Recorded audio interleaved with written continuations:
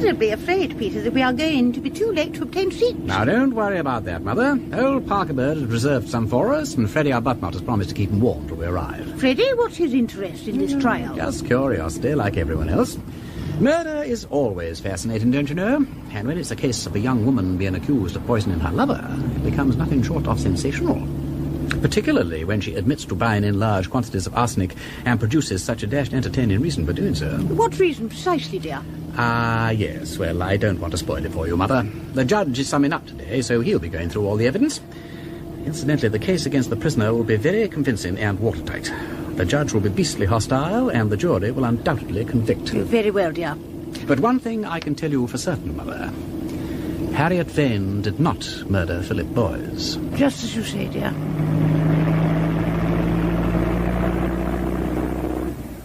Members of the jury, you have listened with great patience to the evidence in this distressing case, and it is now my duty to sum up the facts and arguments which have been put before you so as to help you in forming your decision.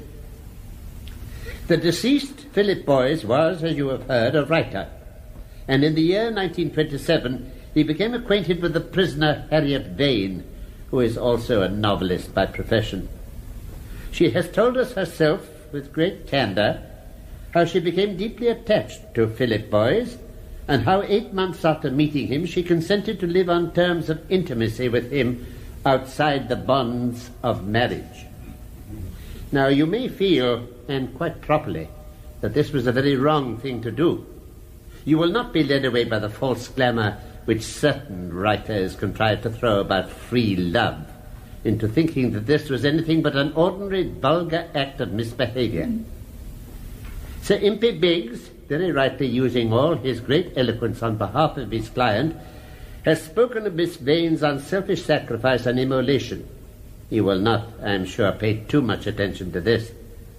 At any rate, Philip Boyes and the prisoner lived together in this fashion for nearly a year, apparently on terms of the greatest mutual affection. Nevertheless, in February 1929 there was a quarrel, and the couple separated. One of the curious features of this case is the reason assigned for this quarrel. As to that, the only evidence we have is the prisoner's own, given, you will recall, during cross-examination by the Attorney General. Now, Miss Vane, I would like, if I may, to take you back to that evening of February the 9th. Could you tell the court precisely what Mr. Boyes said to you after dinner? He made a suggestion which I found intolerably patronizing and insulting. And what was that? He asked me to marry him. Could you explain to the court, Miss Vane, why exactly you found a proposal of marriage so unwelcome? Because he'd made a fool of me. I'd never wanted to live with him outside marriage.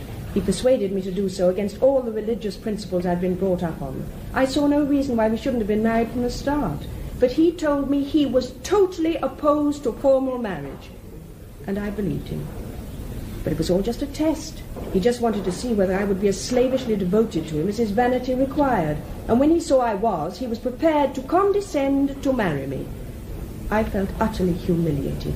Surely that was not the sole cause of that evening's quarrel. Yes, it was. There must have been something else, some other grievance. He had been unfaithful to you, perhaps, or unkind. No. Very well. So, what was the upshot? I packed up all my things the next morning and left his house for good.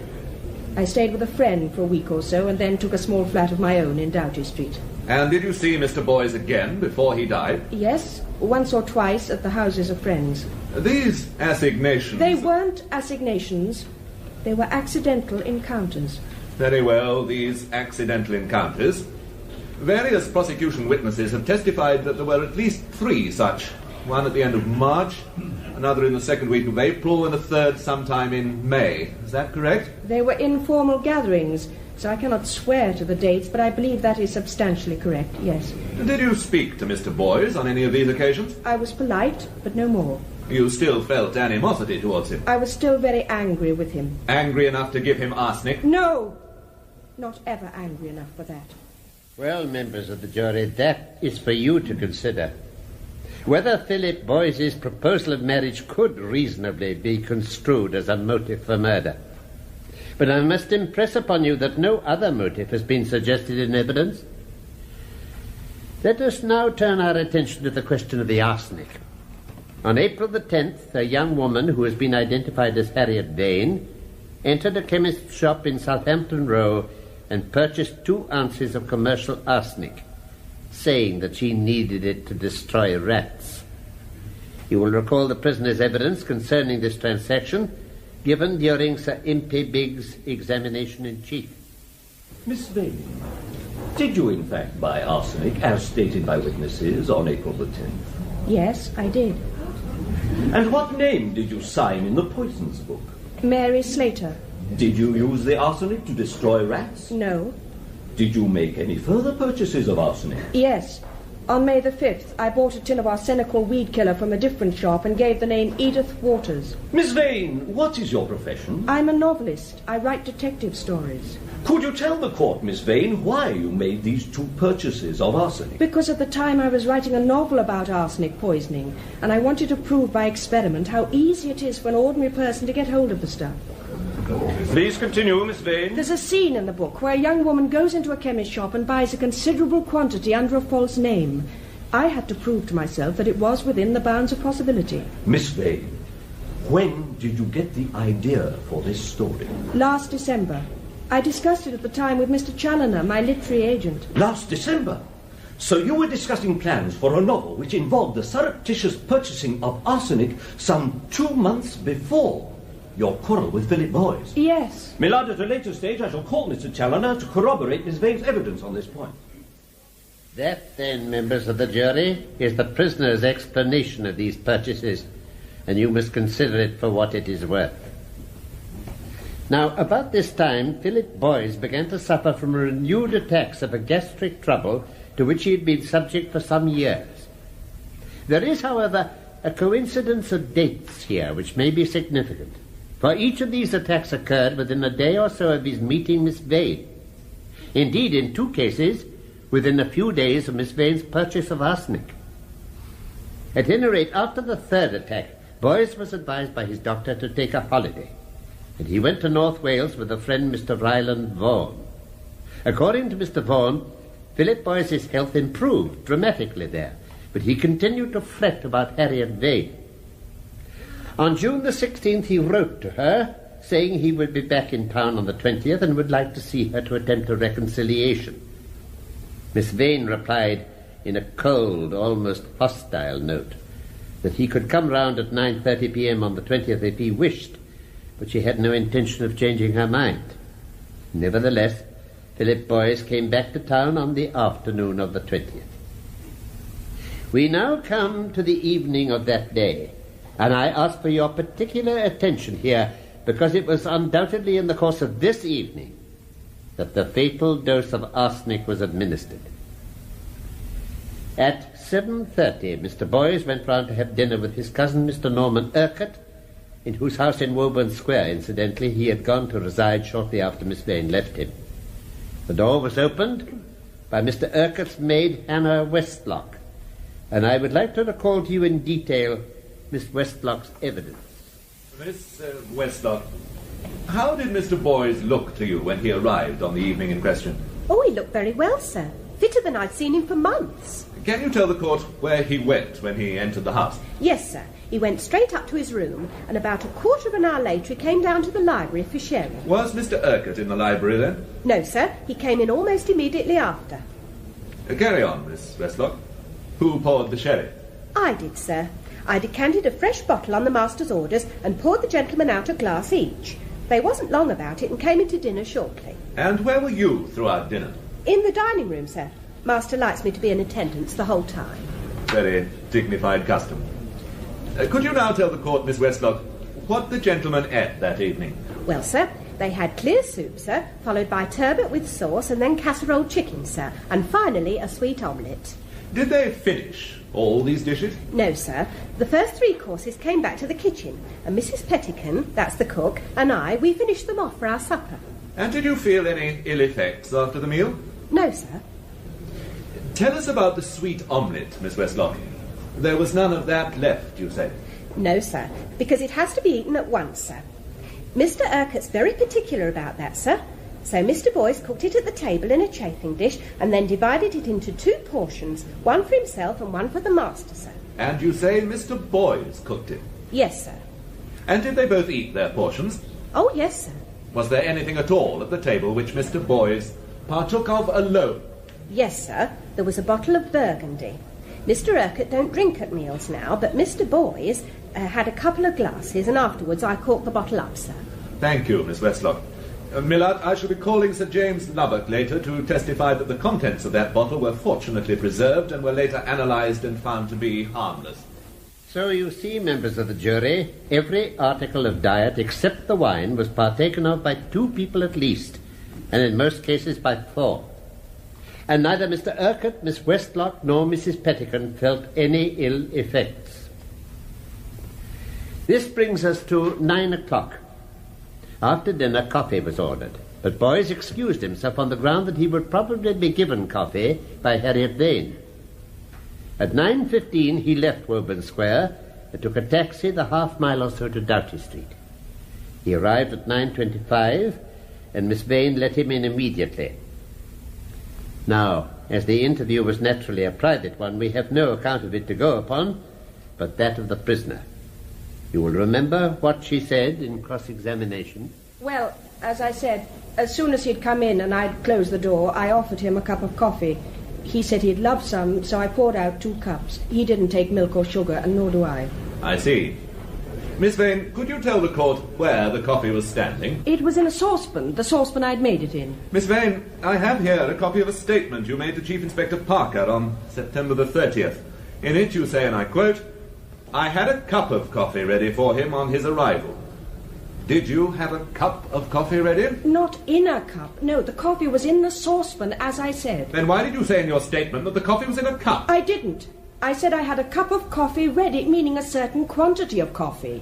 Is that a normal expression amongst the bohemians of Bloomsbury? Millard, I object to my learned friend's sneering tone. Thank you, Sir MP. Mr. Attorney, could you possibly phrase your question less tendentiously? As your lordship pleases. Miss Vane, is a cup of coffee, meaning a certain quantity of coffee, a normal expression? It is to me, yes. Thank you, Miss Vane. Well, members of the jury, whether that phrase is normal usage is something you will be able to judge for yourselves. But I hardly need point out how damaging to Miss Vane's case any suggestion that the cup had been prepared in advance would be. Be that as it may, according to the prisoner's evidence, the interview was not a satisfactory one, and at 10 o'clock the deceased expressed his intention of leaving her. She says that he appeared uneasy and remarked that he was not feeling well, adding that her behaviour had greatly upset him. At 10 minutes past 10, that is a full 10 minutes later, and I would like you to make a particular note of that, the taxi driver Burke, who was standing on the rank in Guildford Street, was approached by Philip Boyce and told to take him to Woburn Square. When the taxi stopped before Mr. Urquhart's house, Boyce did not get out, and on opening the door to investigate, Burke found him huddled in the corner in agony. He was helped into the house, and as this attack appeared to be much more serious than usual, Mr. Urquhart summoned Dr. Weir by telephone. Before the doctor's arrival, the patient vomited violently and thereafter continued to vomit persistently. Dr. Weir diagnosed the trouble as acute gastritis and made up a soothing medicine to control the vomiting, but this unfortunately had little effect. The next morning, the patient's condition had deteriorated to such an extent that a nurse was called in. On the 22nd, he became weaker and lost consciousness, and at 3 o'clock on the morning of June the 23rd, he died.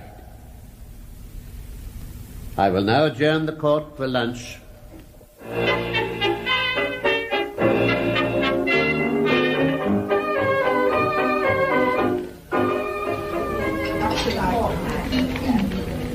Roast beef for you, Mother? Very nice. Well, I'll have the same. There's 2 roast beefs, waiter. Oh. Ready? Oh, I don't know. He would adjourn just at the beastliest moment when everybody's appetite is thoroughly taken away. However, I could manage to fold a chop into the system. Mutton? Fine. And a mutton chop, waiter, with all the usual trimmings, what? Thank you, my lord. Such an interesting case, don't you think so, Freddie? I was just wondering to myself why I'd come to the ballet show, actually, Duchess. Tedious, I find it. The gal's not even pretty. I don't think I'll go back after grub. I'll wager that you do, Freddie.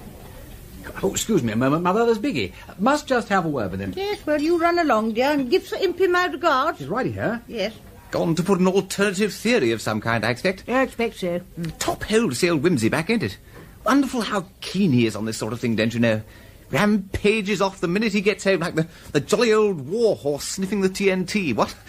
Regularly up to his eyes in it. Yes, well, you see, it's one of Chief Inspector Parker's cases, and they're such great friends, you know, quite like David and Beersheba. Or do I mean Daniel? What the jury make of it, though, I don't know, with faces like hams, most of them, except the one who looks like an artist, and he wouldn't have any features at all if it wasn't for that dreadful tie on his beard, looking like Christ. Well, only not really Christ, but one of those Italian ones in a pink frock and a blue top thing. Wasn't that Peter's Miss Climpson on the jury? Who? Miss Climpson, the elderly spinster who looks as if she stepped out of a magazine of the 90s. Oh, yes, ain't she the one who runs that comic charity stunt of whimsies for him? Oh, yes, yes. Such a good thing, too, answering all those shady advertisements and then getting the people shown up. So courageous, too. Some of them the horridest, oily people. And murderers, I shouldn't wonder, with automatic thingamies and life preservers in every pocket. And very likely a gas oven full of bones, like Landru. So clever, wasn't he? And really such women. Born murderesses, as somebody says. Quite pig-faced, but not, of course, deserving it. And possibly the photographer don't do them justice, poor things. Ah, he has Peter. I'm frightfully sorry to disappear like that, Mater, but I had to say a word to Biggie. He's having a rotten time. And that old Jeffries of a judge looks as though he was getting measured for the black cap. Confound the fellow for not reading out that letter again. What letter, Whimsy? The one Boys wrote to Miss Vane from North Wales. Biggie made a lot of it in his closing speech yesterday. It was full of self-pity. Life is an utter mess-up. I can't stick it out here any longer. If I can't make you see this thing in the right perspective this time, I'll chuck it for good. I've decided to cut adrift and take a trip out west. That sort of thing, you know. Biggie argued that it strongly suggested Boys was thinking of suicide. Yes, but if it was suicide, when did he take the arsenic, dear? Well, what about those 10 minutes between leaving Miss Vane and hiring the cab? If he'd taken it in liquid form, he'd have been getting the jolly old symptoms in a quarter of an hour. You've been reading up the subject, Peter. Yes.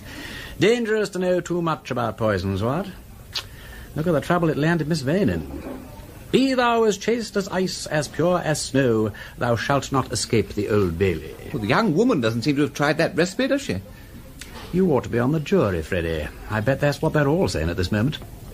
I'm convinced that foreman is a teetotaler. I saw ginger beer going into the jury room. I only hope it explodes and blows his inside through the top of his skull. All right, I understand. What you want is a drink. Now, where's that wine waiter? Ah, waiter! Waiter!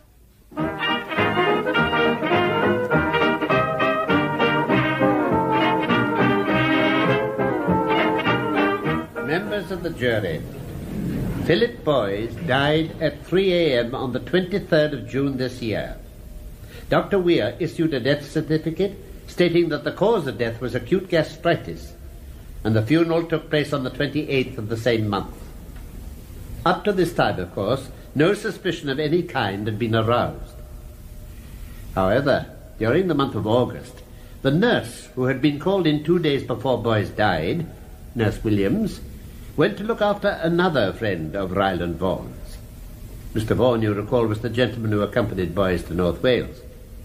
Rather indiscreetly, you may think, Nurse Williams spoke about Philip Boys to her new patient, saying that in her opinion his illness had looked very much like poisoning, and even mentioning the word arsenic. This quickly got to the ears of Mr. Vaughan. Now, Mr. Vaughan had been greatly distressed and surprised by Philip Boys's death after his immense improvement on holiday. In addition, he felt that Harriet Vane had behaved badly, not only about the love affair, but particularly in not even attending the funeral. He therefore went to Dr. Weir and asked his opinion. Dr. Weir, while naturally upset to hear of any suggestion of poisoning, nevertheless had to admit that the symptoms of arsenical poisoning and acute gastritis are really indistinguishable. On hearing this, Mr. Vaughan at once wrote to Philip Boyce's father, suggesting an inquiry, and as you have heard, eventually the police were communicated with and an exhumation order obtained. We now come to the evidence of the distinguished analyst, Sir James Lubbock. Sir James, did you analyze the body of Philip Boyce for arsenic? I did. Could you tell the court what this involved? Certainly. My colleague and I took certain organs of the body, the stomach, intestines, kidneys, liver, and so on, and first of all subjected small portions of them to Marsh's test for arsenic, which indicated that they all contained the element. Having established that arsenic was present, we then undertook a series of quantitative analyses and calculated from our results an approximate figure for the total weight of arsenic in the body. We then allowed for the amount of arsenic eliminated from the body. How was that done? Arsenic passes through the body extremely quickly under normal conditions, especially if taken with food or immediately following a meal, because the arsenic irritates the lining of the internal organs and speeds up the process of elimination. In this case, there was additional elimination through vomiting. We came to the conclusion that a large and fatal dose of arsenic, 4 or 5 grains perhaps, had been taken about 3 days before death. Did you test the hair and fingernails for arsenic? We did. Did you find arsenic present? Yes. More than in the hair of a normal, healthy person? Considerably more. How far along the hair did you find arsenic? About ½ an inch. And what, in your opinion, does this indicate? That the deceased had taken arsenic at least 3 months before his death. Thank you, Sir James. And you will have to decide, members of the jury, what importance is to be attached to that evidence in view of the prisoner's purchase of arsenic in April and May and the deceased's attacks of sickness in March, April and May. There is just one more point for us to consider. It has been suggested by the defence that Philip Boyce may have taken the arsenic himself after leaving Harriet Vane's flat. And they bring forward books which show that the onset of symptoms can take place in a very short time after taking the arsenic. As little as a quarter of an hour if the arsenic is in liquid form. You must therefore ask yourselves whether, after leaving Miss Vane's, Philip Boyce went to some quiet spot and took a dose of arsenic, which he must in that case have brought with him in anticipation of an unfavourable interview. But I must remind you here that the defence have brought no evidence to show that Philip Boyce ever bought any arsenic or had access to any. Well, I think that is the case as it is presented to you. This woman is charged with having murdered her former lover by arsenic. He undoubtedly did take arsenic, and if you are satisfied that she gave it to him with intent to injure or kill him, and that he died of it, then it is your duty to find her guilty of murder. Sir Impey Biggs, in his able and eloquent speech, has put it to you that she had very little motive for such a murder. But I am bound to tell you that murders are very often committed for what seem to be the most inadequate motives, if indeed any motive can be called adequate for such a crime. The prisoner had the means, the arsenic, the expert knowledge, and the opportunity to administer it. If you feel that there is any reasonable doubt that the prisoner gave this poison to Philip Boyce deliberately, you must bring her in not guilty of murder. You are not bound to decide how it was given, if it was not given by her. Consider the circumstances of the case as a whole, and say what conclusion you have come to.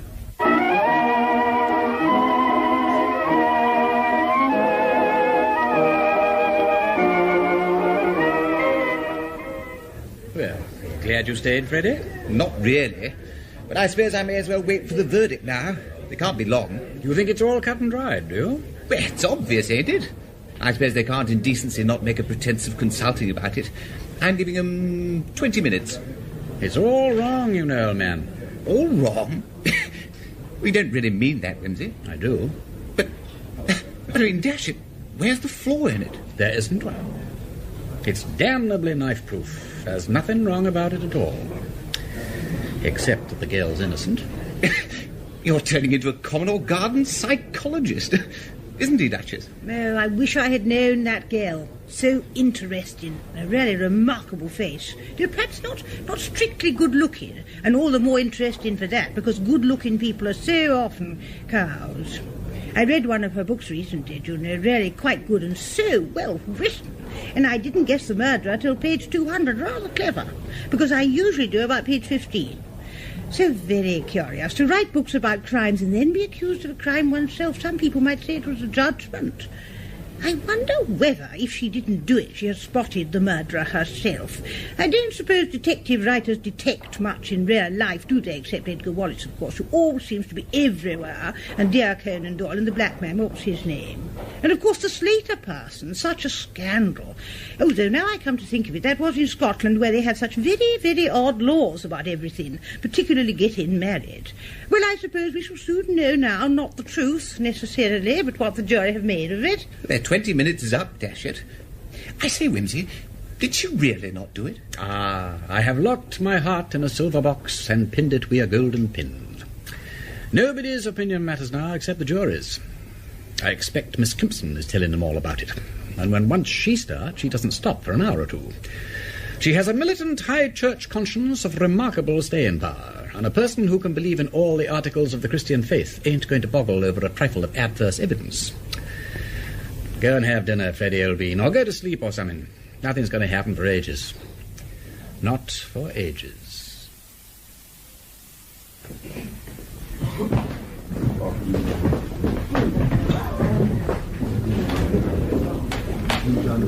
Wake up, Freddie.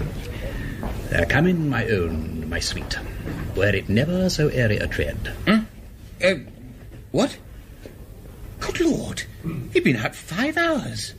Look at their faces. Yes, they say if it's going to be guilty, they never look at the prisoner. And they're all looking at the floor, except Miss Kimpson. You're wrong, Whimsy. Sorry, old man. Members of the jury, have you all agreed upon your verdict? I'm sorry to say that we find it impossible to come to an agreement. Do you think that with a little more time you may be able to reach an agreement? I'm afraid not, my lord. I see no prospect at all of our ever agreeing.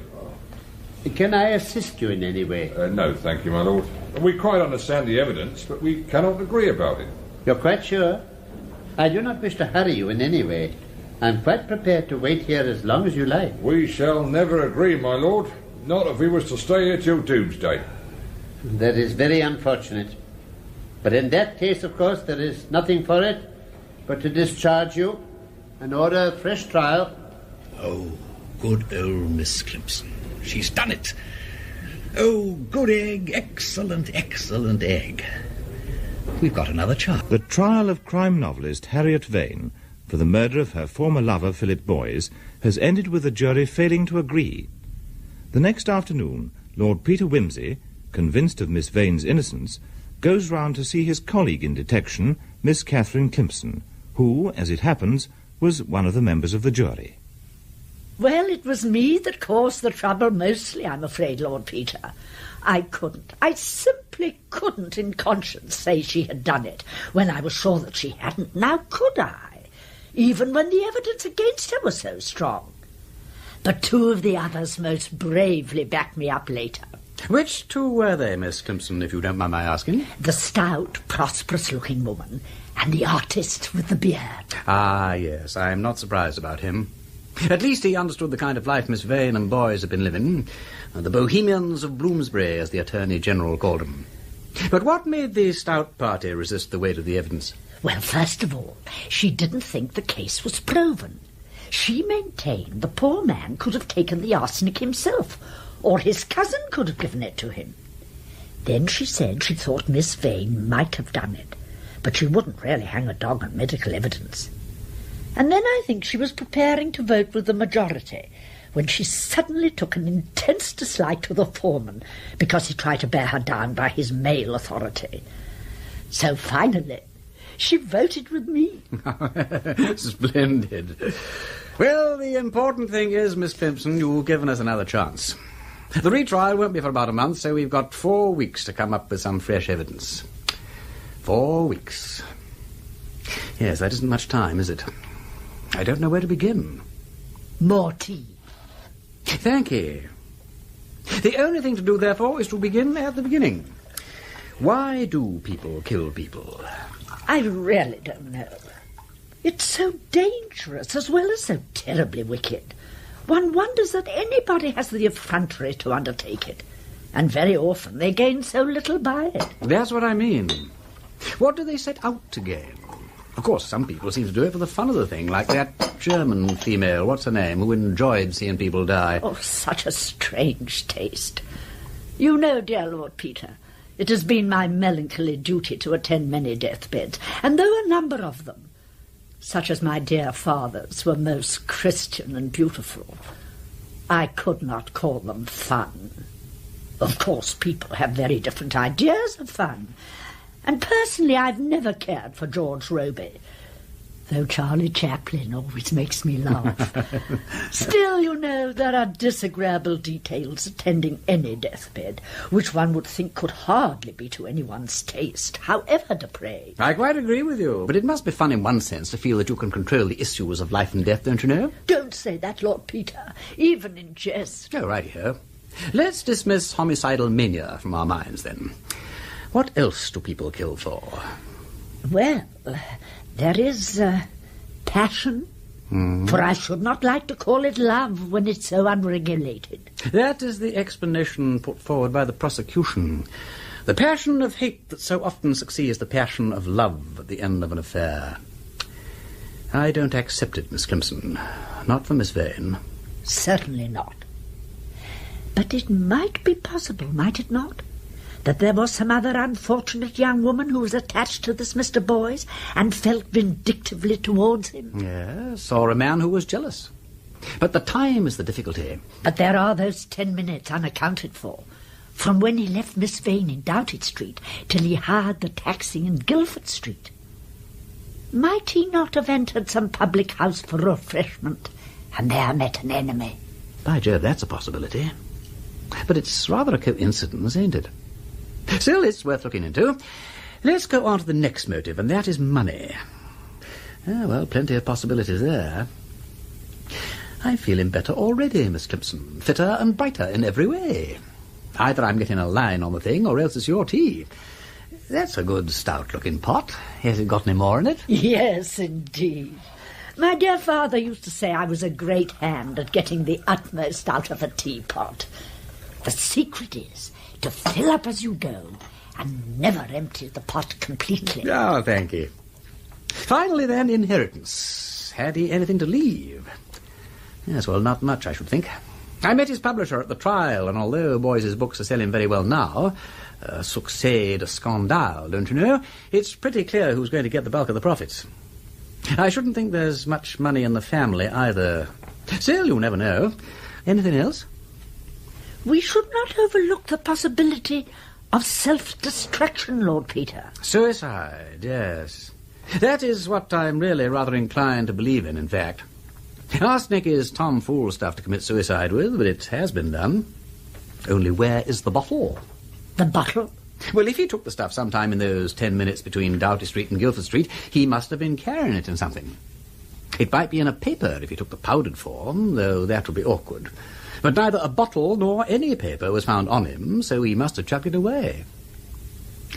I do loathe suicides. They're so difficult to prove. Oh, well, faint heart never won so much as a scrap of paper, so we must work at it. Certainly we must. Will you reserve the best efforts of yourself and your staff, Miss Clemson? I may need you soon. Meanwhile, I'm going to prison. Lord Peter, whatever do you mean? The defence is getting me passed into Holloway as part of their outfit. Tomorrow morning, Miss Clemson, I meet the prisoner, face to face.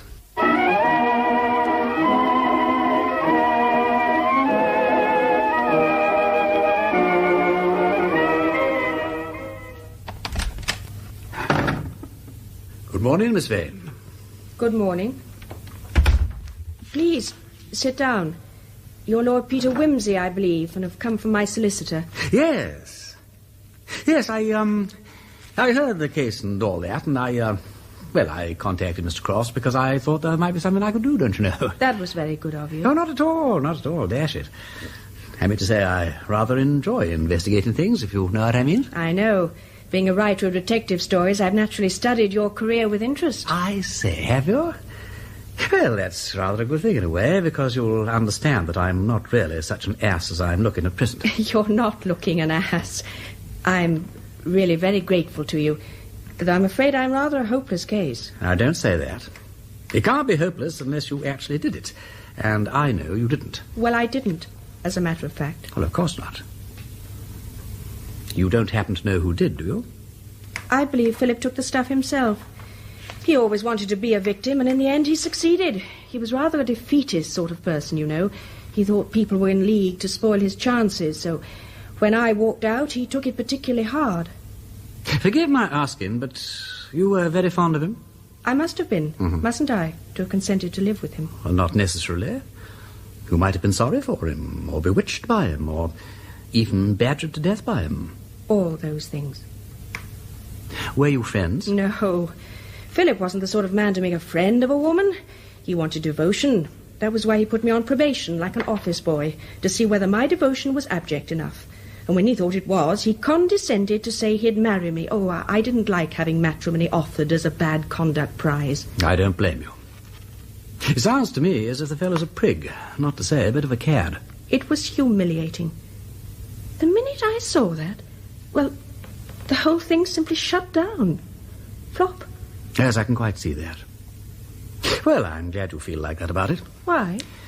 Well, simply that when all this is over, I want to marry you. If you can put up with me and all that. Oh. Are you another of them? That makes 47. 47 what? Proposals. They come in by every post. I suppose there are a lot of imbeciles who want to marry anybody who's at all notorious. Oh, dear me, that makes it very awkward. As a matter of fact, you know, I don't need any notoriety. It's no treat to me. Perhaps I'd better not mention it again. I'm sorry, but one gets rather a bruised sort of feeling in my position. There've been so many beastlinesses. I know. Yes, it was stupid of me. No, I think it was stupid of me. But why? Why? Well, I thought you'd be rather an attractive person to marry, that's all. I mean, I sort of took a fancy to you. I can't tell you why. There's no rule about it, you know. I see.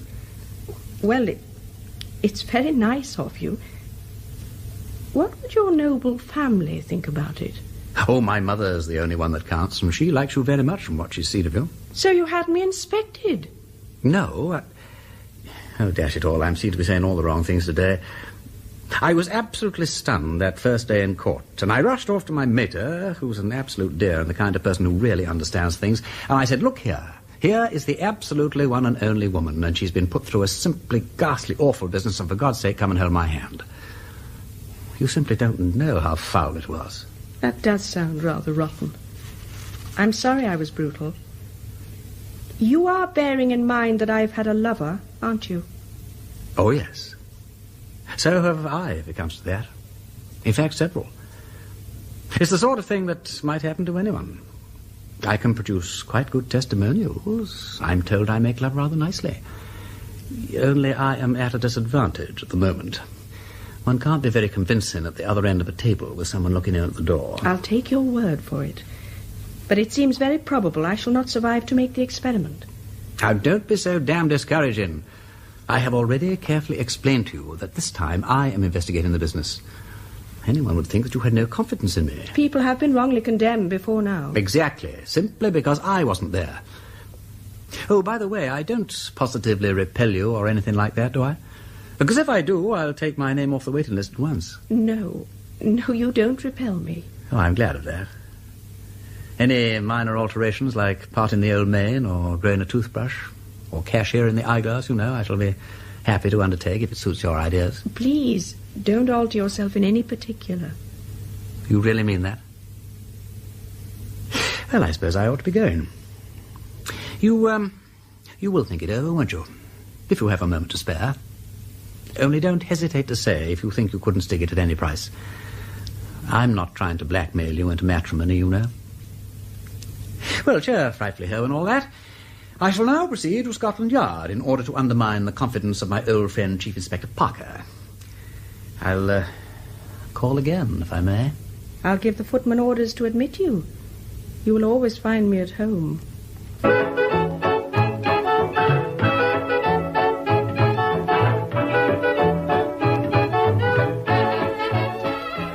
Come in, Peter. Come and sit down. Charles Parker, you have made a mistake. I beg your pardon? The Vane case. You've come a mucker over it, you really have. I don't think so. It was pretty straightforward, really. Charles Acushla, distrust the straightforward case. Even the path of light is curved, or so they tell us. You have made a mistake. Oh, come now. Just because the jury didn't agree... Oh, for God's sake, man, do what you can to put the thing right before next assizes, or I'll never forgive you. Damn it, you don't want to hang the wrong person, do you? Especially a woman and all that. Have a fag. You're looking quite wild about the eyes. Thank you. Oh. Do you really think we made a mistake? Yes. Oh, dear. Well, I'm sorry if we've got the wrong pig by the ear, but it's the defence's business to point out where we're wrong, and I can't say they put up a very convincing show. No, confound him. Is that fool and beast of a solicitor, Crofts? Blast his ugly eyes. I know the brute thinks that she did it, and I hope he will fry in hell and be served up with cayenne pepper on a red-hot dish. What eloquence. Anybody'd think you'd gone goopy over the girl. Well, that's a damn friendly way to talk. When you went off the deep end about my sister, I may have been unsympathetic, I dare say I was, but I swear I didn't dance on your tenderest feelings and call your manly devotion going goopy over a girl. Good Lord. You don't seriously mean that No. I mean, I am not expected to be serious. I'm sorry. No, if it's like that, I'm damned sorry, old man. But what can I do? Now you're talking. First of all, answer a straight question. Did Boys leave a will? Yes. Well, he didn't own much except his copyright, sir. Originally left them to Miss Vane, but after they separated, he made a new will in favour of his friend Ryland Vaughan. Thank you. Was he insured? No. Good. Now look here, the most likely thing is that this unsavoury blighter Boys committed suicide. The unspeakable defence haven't been able to trace any arsenic to his possession, but then they probably couldn't trace a herd of black cattle over a snowbound field in broad noonday with a microscope. I want your people to take it up. Boys, query, arsenic, huh? Anything else? Yes. Find out what Boys did in those 10 minutes after he left Miss Vane's, particularly whether he visited any pub, if he met anybody, and what he took to drink. That shall be done. Boys, query, pub. Yes. Thirdly, find out if any bottle or paper that might have contained arsenic was picked up in that part of Bloomsbury. Oh, indeed. Would you like me to trace the bus ticket dropped by Mrs. Brown outside Selfridge's in the last Christmas rush? I mean, there's no use making it too easy. Charles... Boys, Doughty Street area, query, bottle or paper. Yes. That's all for the moment. Oh, thanks for small mercies. Well, good luck, Peter. Funny for you and me to be on opposite sides, isn't it? Very. I'm sorry about it, but it's your own fault. Oh, you shouldn't have been out of England. By the way, you realise that probably all our young friend did during those missing 10 minutes was to stand about in Tearballs Road or somewhere looking for a stray taxi? Oh, shut up.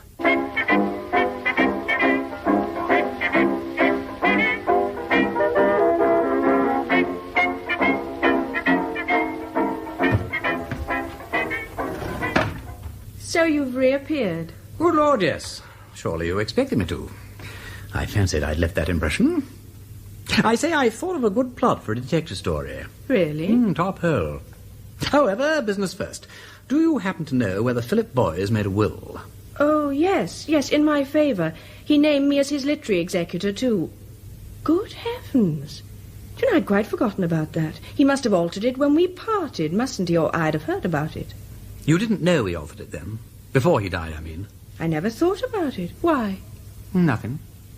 Only I'm rather glad the will wasn't brought up at the thingamabob. Meaning the trial? You needn't be so delicate about mentioning it. You mean if I'd thought I was still the heir, I might have murdered him for his money?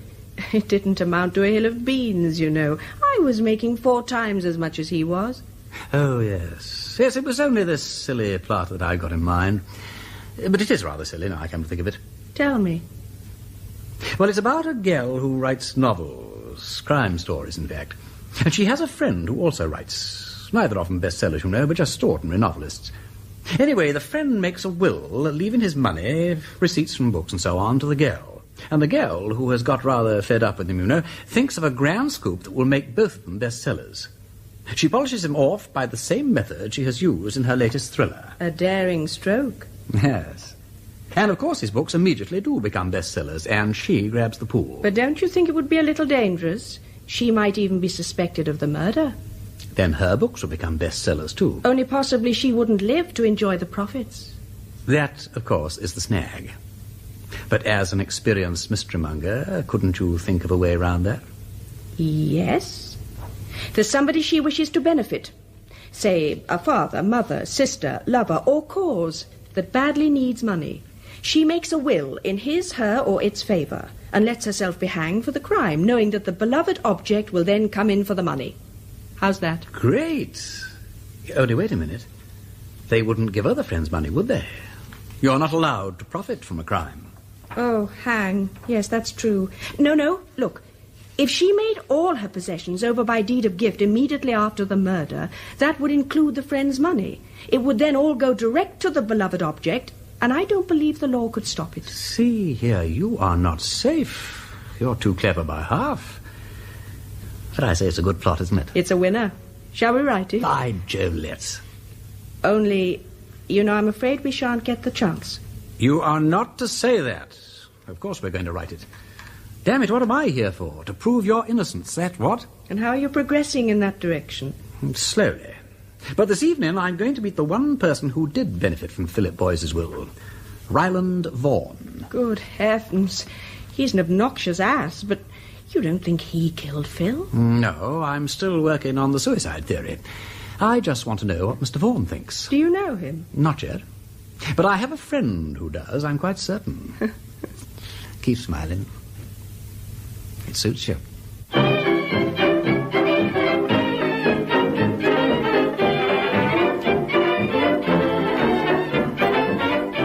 Putting you through. Hello? Hello, Marjorie. Yes? Marjorie, this is Peter Wimsey. How goes it? Oh, fine, thanks. Glad to hear your melodious voice again. What can I do for the Lord High Investigator? Do you know one Vaughan who's mixed up in the Philip Boyce murder mystery? Oh, Peter, are you on to that? How gorgeous. Which side are you taking? For the defence. Hooray. Why this pomp of jubilee? Oh, well, it's much more exciting and difficult, isn't it? Yes, well, I'm afraid it is. Do you know Miss Vane, by the way? Certainly. Like her? Yes. Like him? Boys, I mean. Never stirred a heartbeat. And what's Vaughan? Oh, hanger-on, house dog. Nothing must interfere with the expansion of my friend the genius, that sort. Do you want to meet him? If it's not too much trouble. Well, turn up tonight with a taxi and we'll go and look for him. I expect we'll find him at the Kropotki's. There's usually a party there. They're Bolshevik and musical and their drinks are bad, but their Russian tea is safe. Rightio. I'll roll round about 9 then. Cheerio.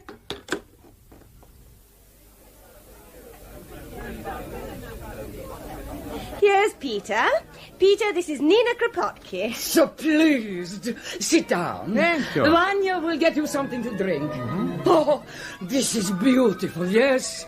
That is Stanislav. Such a genius. His new tone poem on the Piccadilly tube station. Great, n'est-ce pas? 5 days he was continually travelling upon the escalator to absorb the tone values. Colossal. So, you think? Ah, you can appreciate. It is the soul of rebellion in the crowd. The clash, the revolt at the heart of the machinery. It gives the bourgeois something to think of. Oh, yes. Of course, you understand it is really for the big orchestra. On just piano and violin, it is nothing. It needs the brass, the effects, the timpani. Brrr, so...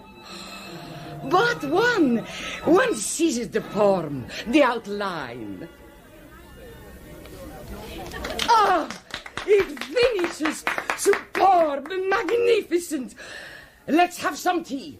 Tea. Peter, come and talk to Ryland Vaughan. I've got him in a corner and told him you're a tremendous admirer of Philip Boyce's books. Have you read them? Some of them, but I think I'm getting lightheaded. Well, you'll feel worse in an hour or so. You'd better come now. Ryland, this is Lord Peter Wimsey. Peter Ryland Vaughan. Oh. Hello.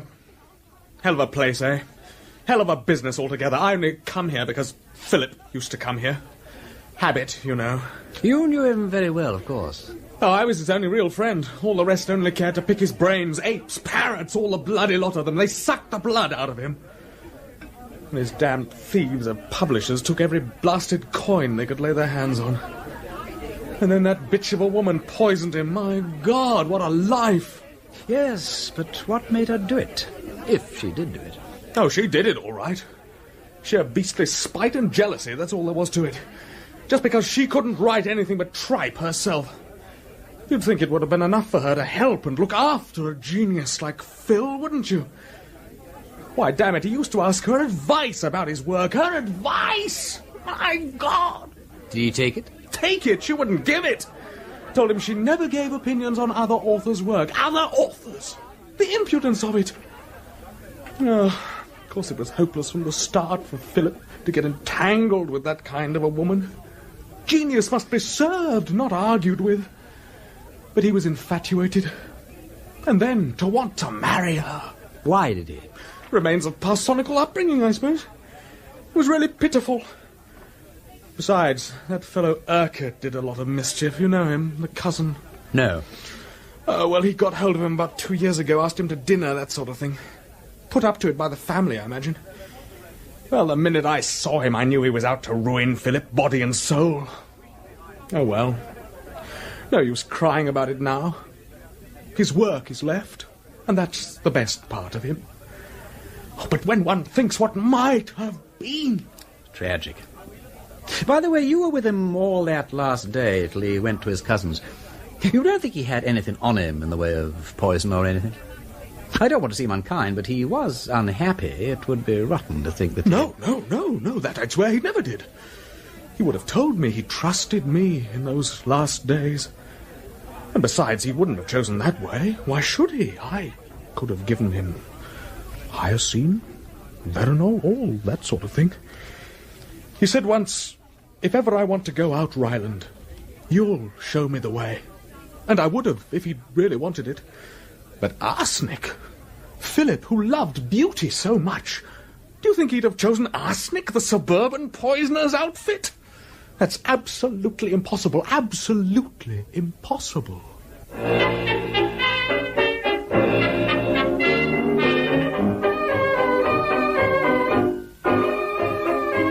And I think he's right. Do you? Why? He doesn't fit in with the picture of the man I'm building up. He really had too high an opinion of himself, don't you know? I don't think he'd have willfully deprived the world of the privilege of reading his books. Oh, I'm sorry, I'm being beastly sarcastic. I'm afraid I'm letting my emotions cloud my judgment. The fact is, I am most damnably jealous of the fellow. I oughtn't to be, but I am. That's just it. And you always would be. But look here, if you married me, I shouldn't be jealous, because then I should know you really like me and all that. You think you wouldn't be, but you would. Should I? Oh, surely not. It's just the same as if I married a widow. Are all second husbands jealous? I don't know. But it's not quite the same. You'd never really trust me, and we would be wretched. You wouldn't give me a square deal. No man ever does. Never? Well, hardly ever. Well, that would be rotten. Of course, if I turned out to be that sort of idiot, things would be pretty hopeless. I say, couldn't you manage to be a bit jealous of me in return? I wish you would, because it would prove you took a bit of interest in me. Shall I give you some details of my hideous past? Please don't. Why not? I don't want to know about all the other people. Don't you, by Jove? I think that's rather hopeful. I mean, if you just felt like a mother to me, you would be anxious to be helpful and understanding. I loathe being helped and understood. And after all, there was nothing in any of them. Except Barbara, of course. Who was Barbara? Oh, girl. I owe her quite a lot, really. When she married the other fellow, I took up sleuthing as a cure for wounded feelings, and it's really been great fun taking it all in all. I even took a special course in Aristotelian logic for her sake. Good gracious. For the pleasure of repeating Barbara Celerent Darii Ferio Baraliptum. Types of syllogism, don't you know? Ah. There was a kind of mysterious romantic lilt about the thing which was somehow expressive of passion. Many a moonlight night have I murmured it to the nightingales which haunt the gardens of St. John's. Though, of course, I was a Balliol man myself, but the buildings are adjacent. If anybody ever marries you, it'll be for the pleasure of hearing you talk piffle. A humiliating reason, but better than no reason at all. I used to piffle rather well myself, but it's got knocked out of me. You know, I was really meant to be a cheerful person. All this gloom and suspicion isn't the real me. I've lost my nerve somehow. No wonder, poor kid. But you'll get over it. Just keep on smiling and leave it to Uncle Peter. I admit the suicide in a Bloomsbury pub theory ain't looking so strong, but I'm now going to start investigating the cousin, the sleek Mr. Urquhart. I know the prosecution proved beyond cavil that everything boys ate at dinner that evening he ate too, but personally I'd like to hear it straight from the horse's mouth. Yes? A telephone message, my lord, from Scotland Yard. Oh, thank you.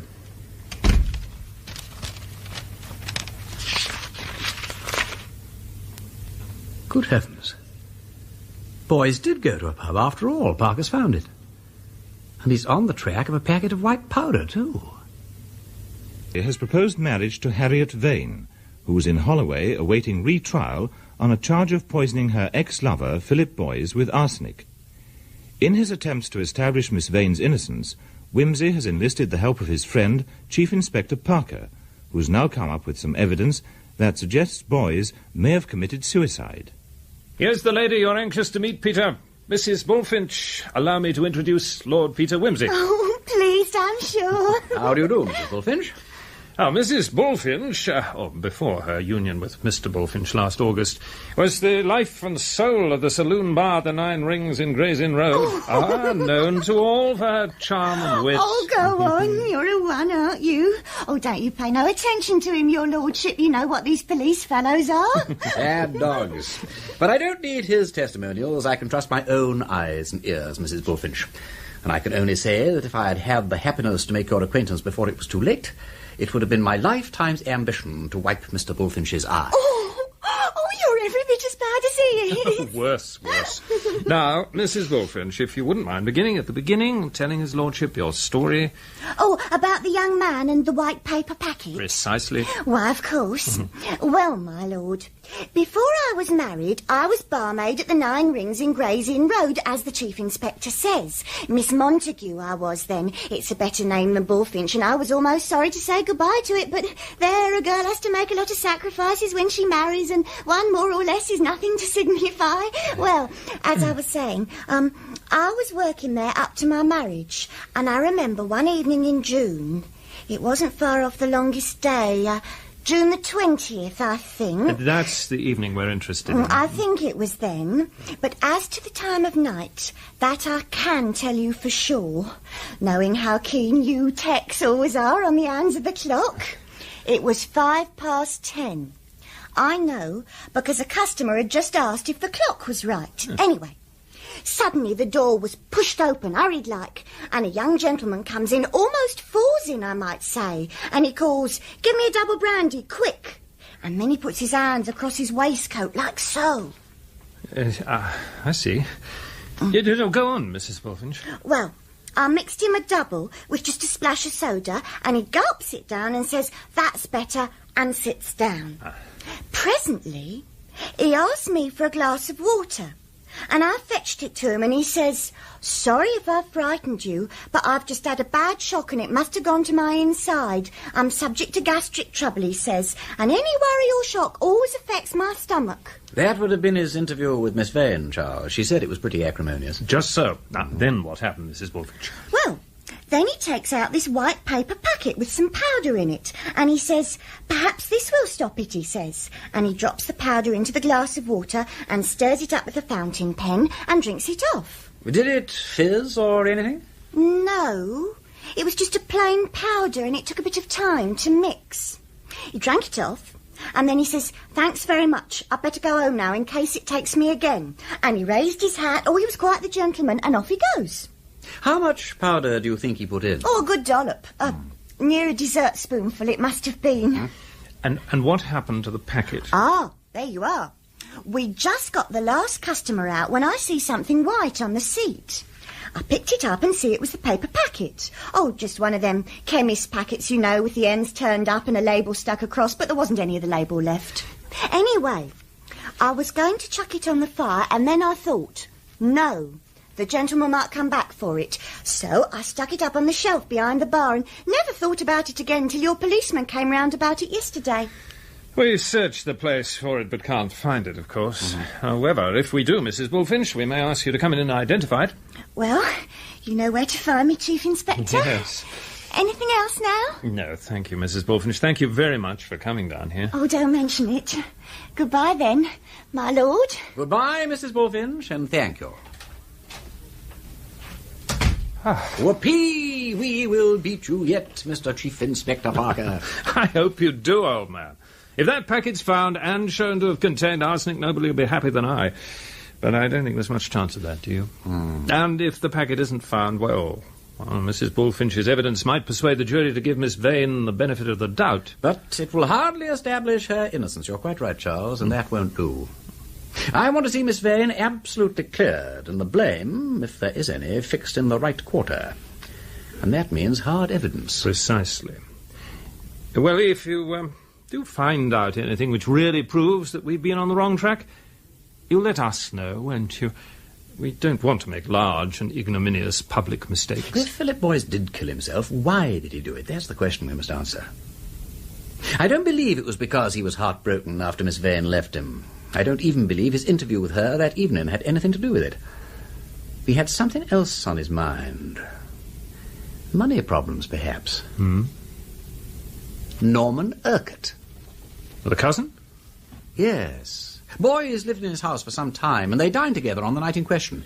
If anything was troubling Boys, he might have mentioned it then. That's true. I think I'll go and see Mr. Urquhart at his office. He's a solicitor, isn't he? Yes, in Bedford Row. Yes, I'll pop along tomorrow, and at the same time I think I'll put a spy into his domestic establishment, just to pick up any gossip, don't you know. And I think I know the very man for the job.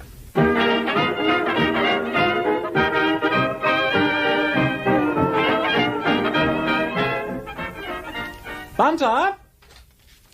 My lord? Bunter, do you feel at your brightest and most truly fascinating? Does a livelier iris, winter weather notwithstanding, shine upon the burnished Bunter? Have you got that sort of conquering feeling, the Don Juan touch, so to speak? My lord? You have a good, upstanding, impressive figure, if I may say so. A bold and roving eye when off duty, a ready tongue, and I am persuaded you have a way with you. What more should any cook or parlour-maid want?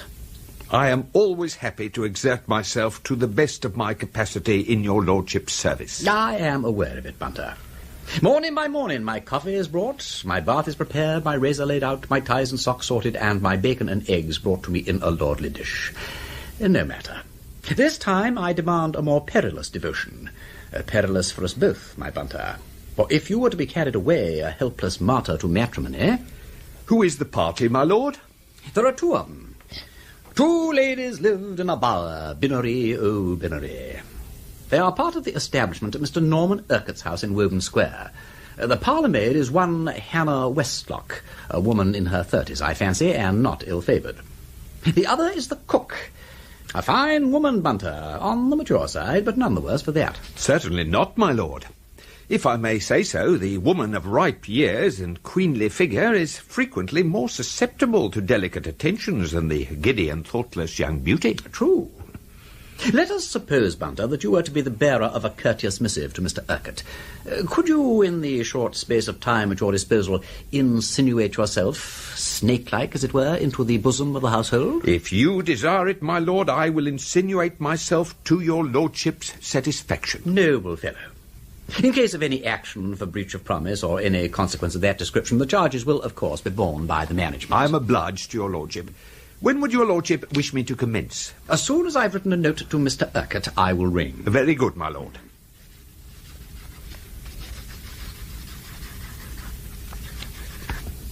Bunter, I have a sensation of being hovered over, and I don't like it. It is unusual, and it unnerves me. I implore you not to hover. Is the proposition distasteful, or do you want me to get a new hat? What is troubling your conscience? I beg your lordship's pardon. It had occurred to my mind to ask your lordship, with every respect... Oh, God, Bunter, don't break it gently. I can't bear it. Stab and end the creature. To the heft. What is it? I wish to ask, my lord, whether your lordship thought of making any changes in your establishment. Changes, Bunter? When I have just eloquently expressed to you my undying attachment to the loved routine of coffee, bath, razor, socks, eggs and bacon, and the old familiar faces? You are not giving me warning, are you? No, indeed, my lord. I should be very sorry to leave your lordship's service, but I had thought it possible that if your lordship was about to contract new ties... I knew it was something in the haberdashery department. Your lordship misunderstands me. I referred to domestic ties, my lord. Ah. Sometimes, when a gentleman reorganises his household on a matrimonial basis, the lady may prefer to have a voice in the selection of the gentleman's personal attendant, in which case... Bunter, may I ask where you have contracted these ideas? I ventured to draw an inference, my lord. This comes of training people to be detectives. Have I been nourishing a sleuth hound on my own hearthstone? May I ask if you've gone so far as to give a name to the lady? Yes, my lord. A very agreeable lady, if I may say so, my lord. It strikes you that way, does it? The circumstances, of course, are unusual. Yes, my lord. I might perhaps make so bold as to call them romantic. You may make so bold as to call them damnable, Bunter. Yes, my lord. You won't desert the ship? Not on any account, my lord. Then don't come frightening me again. My nerves are not what they were. Now then, there is the note. Take it round and do your best. Very good, my lord. Oh, and Bunter... My lord? It seems, Bunter, that I am being obvious. I have no wish to be anything of the kind. If you see me being obvious, will you drop me a hint? Certainly, my lord.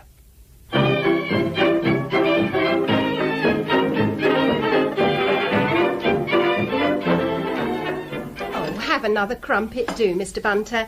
More tea won't be a moment. Thank you, Miss Westlock. You were saying, Mrs. Pettican? Oh, just what a dreadful, wicked woman she must have been, that Harriet Vane. A torturing of the poor soul in that long-winded way. Bashing on the head or the hasty use of a carving knife when roused, I can understand. But the horrors of slow poisoning is the work of a fiend in human form, in my opinion. Fiend is the only word. I quite agree. And the wickedness of it, Mr. Bunter, quite apart from the causing of a painful death to a fellow being. Why, it's only the mercy of Providence we weren't all brought under suspicion. But you had no difficulty in proving that it hadn't happened in this house, surely?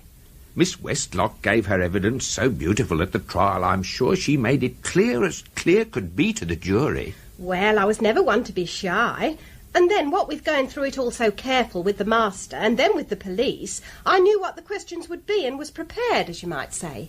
I wonder you could speak so exactly to every little detail all that time ago. Well, you see, Mr. Bunter, the very morning after Mr. Boys was took ill, Master comes down to us and he says, "I'm afraid Mr. Boys is very sick," he says. "He thinks he must have ate something as disagreed with him," he says, "and perhaps it might have been the chicken. So I want you and Cook," he says, "to run through with me everything we had for dinner last night to see if we can think what it could have been." "Well, sir," I said, "I don't see that Mr. Boys could have ate anything unwholesome here. For Cook and me had just the same, except the sweet omelette, sir, and we're as right as rain," I said. And I said the same. Such a plain, simple dinner as it was, too. No oysters, no mussels, no anything of that sort, as it's well known. Shellfish is poison to some people's stomachs.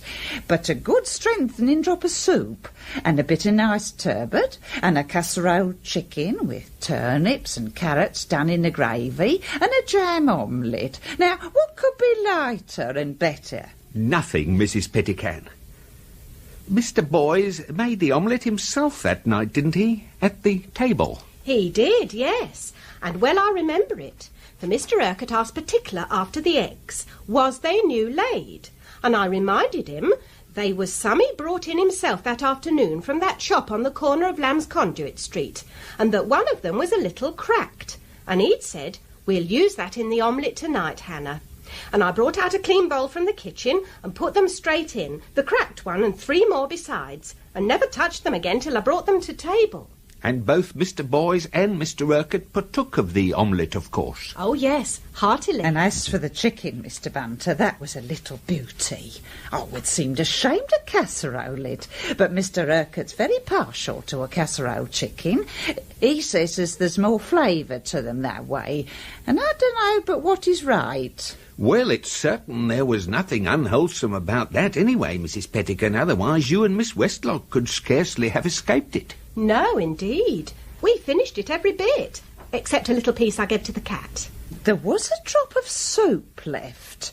Not much, just a wee drain. And Mr. Urquhart took that up to show to the doctor, and he tasted it and said it was very good. And as for the burgundy, which was the only thing Mr. Boyce had to himself like, Mr. Urquhart told me to cork it up tight and keep it. And just as well I did, because of course the police asked to see it when the time came.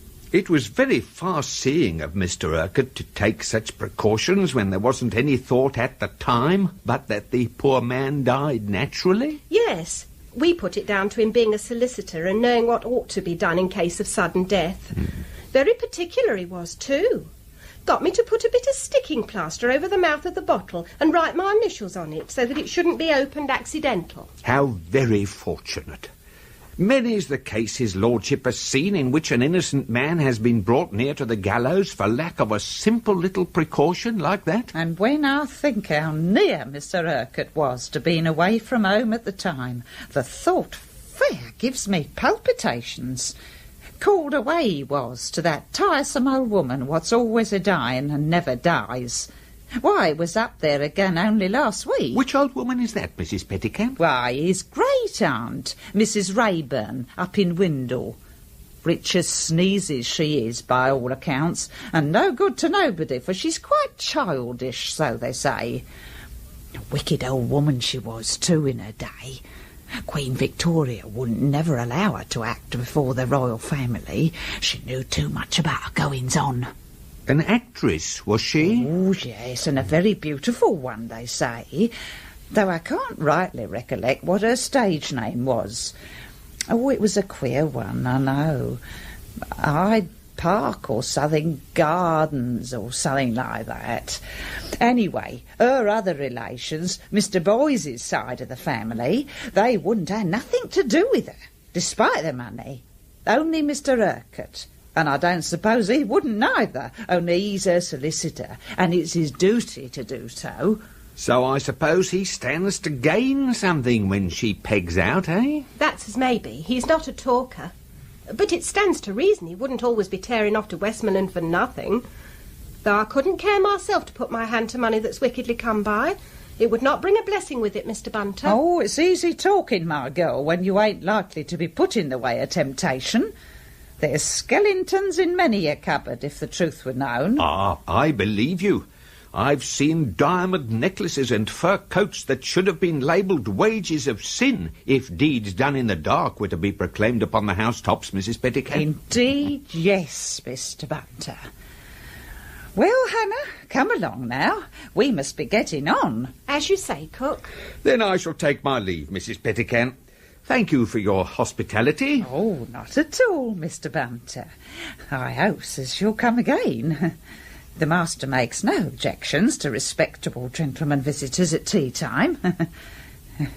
Wednesday is my half-day. Mine's Friday. And every other Sunday. If you should be evangelical, Mr. Bunter, the Reverend Crawford in Judd Street is a beautiful preacher. I shall look forward to that, Miss Westlock. Oh, incidentally, if Mr. Boyce was also a nephew of old Mrs. Rayburn's... Yes? Did he have any expectations from her? Oh, well, I don't know. He might have done, Mr. Bunter. Had he lived...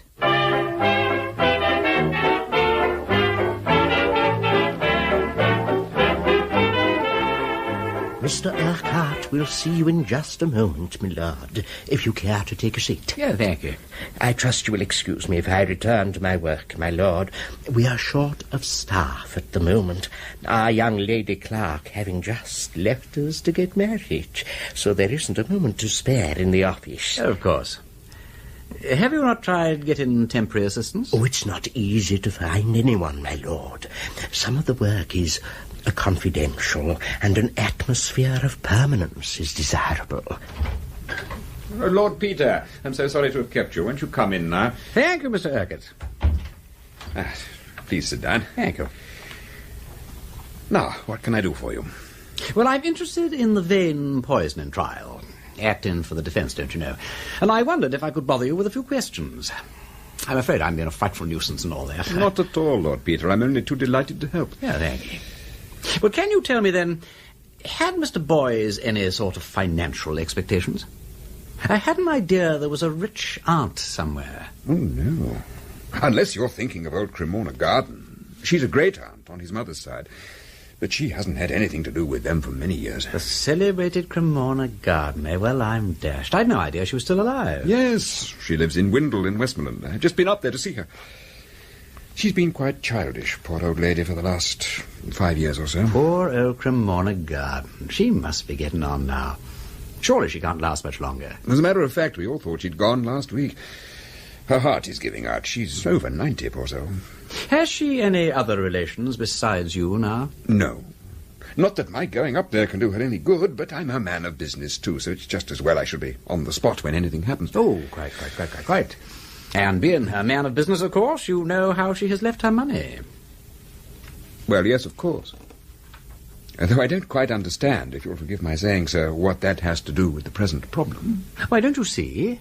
It just occurred to me that Philip Boys might have got himself into some kind of financial mess-up and have, well, taken the short way out of it. But if he had any expectations from Mrs. Rayburn, and she was so near to shuffling off this mortal thingamy, well, he'd have waited, what? Oh, I see. You're trying to make out a case for suicide. Aha. Well, I agree with you. It's the most hopeful defence for Miss Vane's friends to put up. And as far as that goes, I can support you. Inasmuch, that is, as Mrs. Rayburn did not leave Philip anything, and he knew it. Knew it?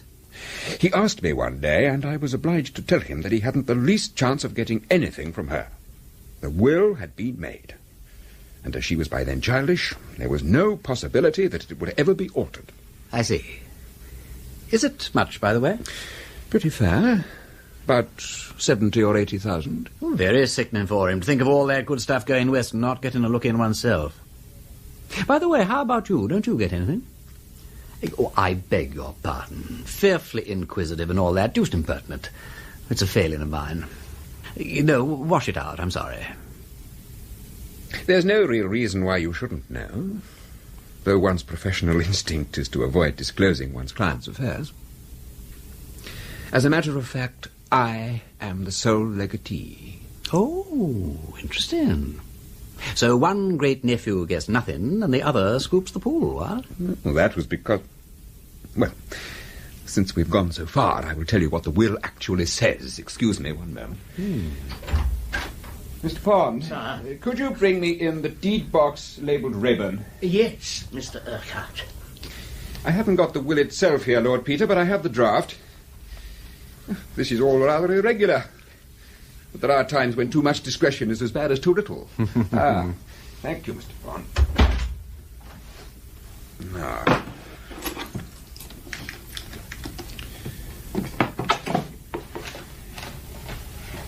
Oh, dear. Doesn't seem to be...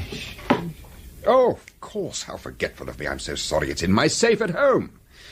I got it out for reference last June and quite forgot to bring it back. However, the gist of it was... Well, never mind. There's no hurry. If I called at your house tomorrow, perhaps I could see it then. By all means, if you think it important. Thank you, Mr. Urquhart. Then I'll call round at 9 o'clock, say.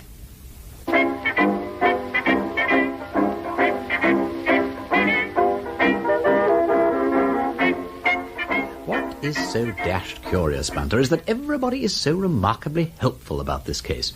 Particularly the sleek and fresh-faced Mr. Urquhart. They all cheerfully answer questions that one has no right to ask and burst into explanations in the most unnecessary manner.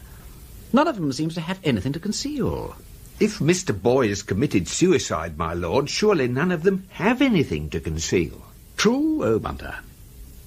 Well, I must patter along to Woburn Place and take a look at this jolly old will. Oh, by the way, there is a vacancy for a confidential female clerk at Mr. Urquhart's office. Could you ring Miss Climpson and ask her to send along one of her ladies? Just to pick up gossip, tell her. Oh, and not too much face powder, and skirts the regulation 4 inches below the knee. The last girl left to be married, and the head clerk's feeling anti-sex appeal. Very good, my lord. I'd better make quite clear the family connection of the Boyses and the Urquharts, Lord Peter, so that you will understand the will. Oh, right here. The common ancestor is old John Hubbard, a highly respectable banker at the beginning of the last century. He had 3 daughters, Jane, Mary, and Rosanna. The eldest, Jane, married a man called Henry Brown, who was a schoolmaster and quite repellently moral. They had 1 daughter, Julia, who eventually married the Reverend Arthur Boys and was the mother of Philip Boys. The second daughter, Mary, accepted the hand of one Josiah Urquhart, and they had a son, Charles, who entered a solicitor's office, did well, and finally became a partner in the firm. He was my father, and I'm his successor in the legal business. All clear so far. Good. Now, the third daughter, Rosanna, was made of different stuff. To the horror of her parents, she ran away from home and went on the stage. They erased her name from the family Bible. She determined to justify their worst suspicions. She became the spoilt darling of fashionable London, and under the stage name of Cremorne Garden went on from one disreputable triumph to another. Well, the long and short of it was that the eldest sister, Jane, would have nothing to do with the family black sheep. My grandparents were less straight-laced and were polite in a distant kind of way, and in consequence she eventually put her business into my father's hands. Well, the old lady never forgot or forgave anything. The very mention of the Boys-Brown connection made her foam at the mouth. Hence, when she came to make her will... Well, see for yourself. Yeah, thank you. March 14th, 1921. Oh, I see. Yes, here we are. All the rest of my property, whatsoever and wheresoever situated, I give to my great-nephew Norman Urquhart. And so on, so on. In token of gratitude shown to me by my said great-nephew Norman Urquhart and his father, the late Charles Urquhart, and to ensure that no part of my properties will come into the hands of my great-nephew Philip Boys or his descendants. And to this end, and to mark my sense of the inhuman treatment meted out to me by the family of the said Philip Boys, I enjoin upon the said Norman Urquhart as my dying wish that he neither give, lend, nor convey to the said Philip Boys any part of the income derived from the said property, etc., etc., etc. Oh, I see. Oh, that's pretty clear. And pretty vindictive. If Boys had been in any financial trouble, he couldn't even have expected help from you. Unfortunately not. I should have been morally bound to refuse. Quite. Well, thank you, Mr. Urquhart. I'm glad I've seen that, very glad. It makes the suicide theory a good deal more probable.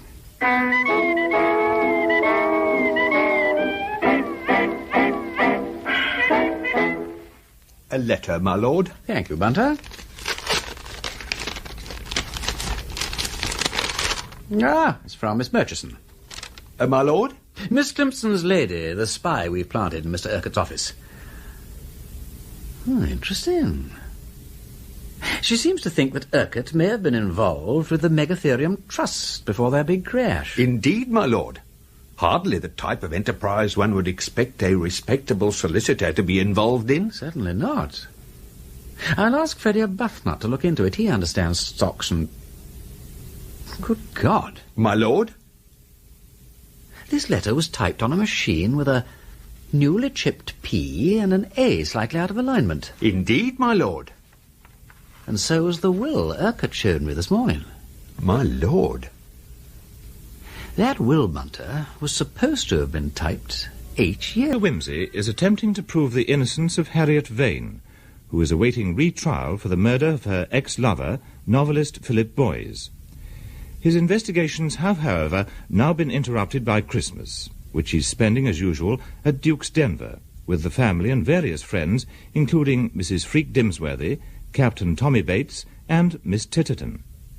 And is it true, Lord Peter, dear, that you're defending this frightful poisoning woman? I am endeavouring to secure Miss Vane's acquittal, Mrs. Dimsworthy. I would have thought it somewhat previous to refer to her... Peter, dear.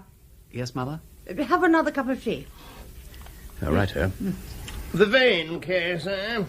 Well, I've no doubt she did it, Freaky. And I must say I don't blame her. perfectly foul blighter, that Boys.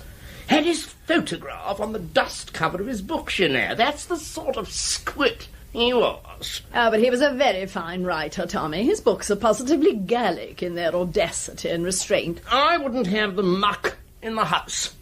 I caught Hilda with that, and I said, now you send that book straight back to the library. I don't interfere, but one must draw the line somewhere. How do you know what it was like, Tommy? Why, James Douglas's article in the Express was good enough for me. The paragraphs he quoted were filthy. Positively filthy. Well, it's a good thing we've all read them, then. Forewarned is forearmed, what? Oh, yes, we owe a great debt of gratitude to the press, you know. So kind of them to pick out all the plums for us and save us the trouble of reading the books, don't you think? And such a joy for the poor dear people who can't afford 7 and 6pence or even a library subscription, though I'm sure that works out cheaply enough if one is a quick reader. Not that the cheap ones would take those books, for I asked my maid. She's such a superior girl, and so keen on improving her mind, which is more than I can say for most of my friends.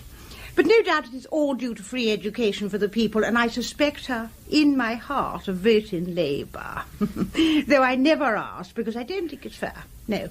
And besides, if I did, I couldn't very well take any notice of it, could I? I don't see why not, Duchess.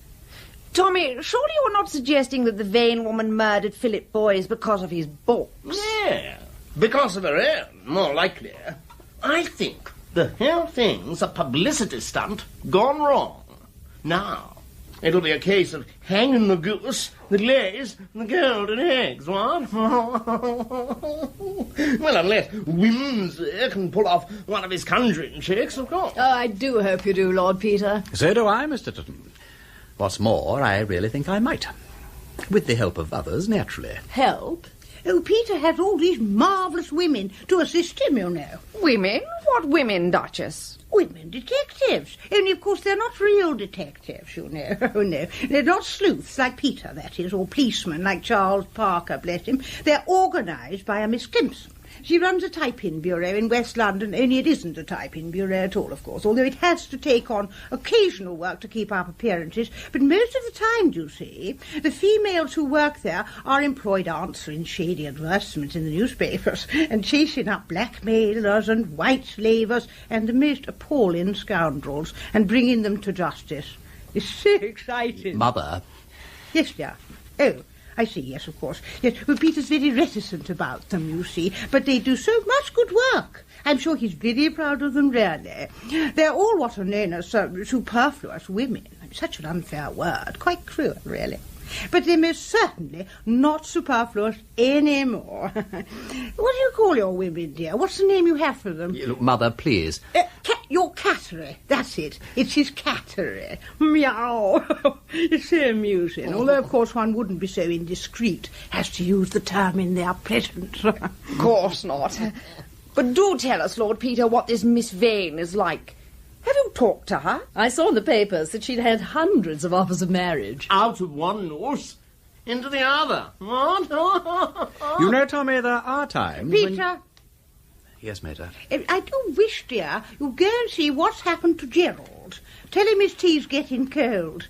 Righto, Mother. But I won't be back for a while, if you don't mind.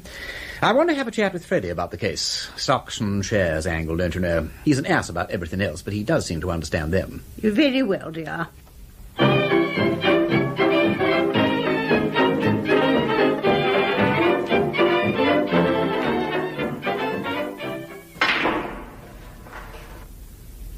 Oh, dash it. Never could play billiards. Off you go, Whimsy. Thank you. What do you know about the Megatherium Trust, Freddie? Megatherium? Well, it crashed 3 years ago. Lots of money lost on all sides. What's the Meg got to do with your murder hunt? I don't know. Possibly nothing. But the most hopeful theory so far is that Philip Boys committed suicide because of financial difficulties. He doesn't appear to have known much about money, so it's possible he relied on the advice of his cousin, Norman Urquhart. Oh, the sleek family lawyer chappie. Yes. Well, I've now got a spy in Mr. Urquhart's office. A Miss Murchison from my cattery, don't you know? And a very observant woman she is. She overheard a phone call last week and putting two and two together, she thinks it's likely Urquhart was involved with megatherium. No evidence, you understand, just suspicion. So, do you think Boys could have tried his hand at a bit of speculating and lost a packet? Well, if he did, it would explain a lot. He knew he wasn't going to get anything when his rich old great-aunt died because Urquhart's shown me a draft of her will and she cut him off without a penny. Though I may say that draft is not above suspicion itself, for reasons which I won't bore you with. But, is there any evidence that he could have committed suicide, Peter? Did he have any arsenic? I don't know. But he was seen in a Bloomsbury pub on the night in question, tipping a white powder into a glass of water. Chief Inspector Parker is meant to be looking for the packet now, but I'd like you to investigate the city end, if you would. Ask discreet questions about Urquhart and the megatherium and so forth, could you? Oh, absolutely. Delighted to be of assistance and all that. Ah, thanks. Talking of Parker, I suppose I'd better have a brotherly word with Mary when she arrives. Mary? I say, Wimsey, what's she got to do with it? Yeah. Yes, well, never you mind, Freddie. Never you mind.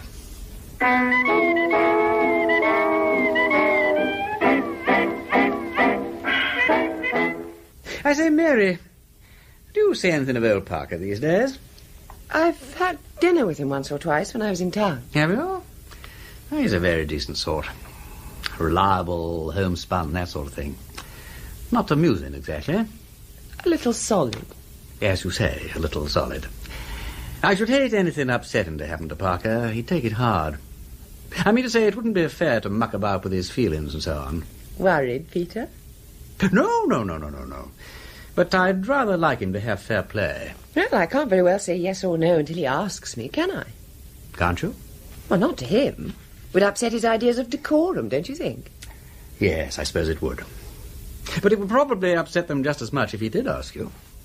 He would feel that the mere idea of hearing a butler announce Chief Detective Inspector and Lady Mary Parker would have something shocking about it. It's stalemate, then, isn't it? You could stop dining with him. I could do that, of course. And the mere fact that you don't... I see. Would it be any good if I demanded to know his intentions in the true Victorian manner? Why this sudden thirst for getting your family off your hands, old man? Peter, nobody's being horrible to you, are they? No.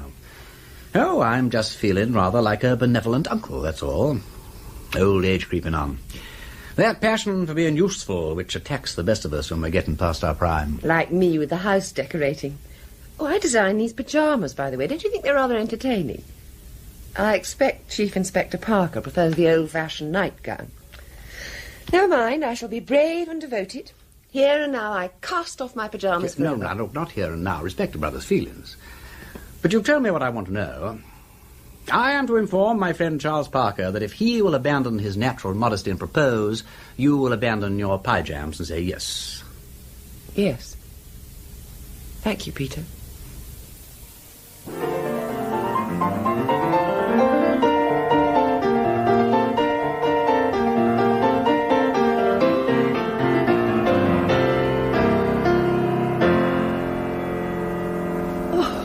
Bravo, Lord Peter. That was delightful. Thank you, Miss Murchison. Now then, let's get down to business. I find Bach good for the brain, don't you? Steady and influence and all that. I quite agree. Well, you asked me to find out about the typewriter in Mr. Urquhart's office. Yes? It was bought new 3 years ago. Was it indeed? So Mr. Urquhart has got something to hide. Well, that's rather a blow to the boy's suicide theory. I don't quite understand. What makes you think Mr. Urquhart has something to hide? When I went to see him before Christmas, he offered, quite unnecessarily, to show me Mrs. Rayburn's will. That's his great-aunt. And Philip Boyce's great-aunt, too, yes. He asked for Mrs. Rayburn's deed box to be brought in and pretended to search for the will, but then remembered that he left it at home. He invited me to call round the next morning, which I did, and lo and behold, there was the draft of a will. The only snag is that it was typed on a machine which you say is 3 years old, and yet it was dated 8 years ago. Oh, good gracious. Do you suspect he typed it out himself that night? Well, it looks rather like that, certainly. But why? I don't know. Either Mrs. Rayburn never made a will at all, or if she did, it's not along the lines of the one he showed me. Miss Murchison. Yes? What are your feelings about doing something illegal? In a good cause? In a very good cause. I imagine that if I'm taken up, you will pay any necessary costs. Certainly. And if I go to prison? I don't think it'll come to that. There's a slight risk, I admit, that you might be brought up for attempted theft or for being in possession of safe-breaking tools, but that is the most that could happen. Oh, well, why not? It's all in the game. You mean that? Yes. Splendid. Then what I want you to do is break into Mrs. Rayburn's deed box and look for the real will. Do you want me to steal it? No. Just try to memorize the chief points in it, especially the names of the chief legatee or legatees and of the residuary legatee. I particularly want to know whether anything was left to Philip Boyes. That seems quite straightforward, Lord Peter. Except for one thing. The deed boxes are all locked, and Mr. Urquhart carries the keys with him at all times. Don't you know how to pick a lock? Oh, not in the least, I'm afraid. I often wonder what we go to school for. We never seem to learn anything really useful. Well, I suppose I'd better take you to an expert for some rather intensive training. Should you mind putting your coat on and coming round with me to see a friend?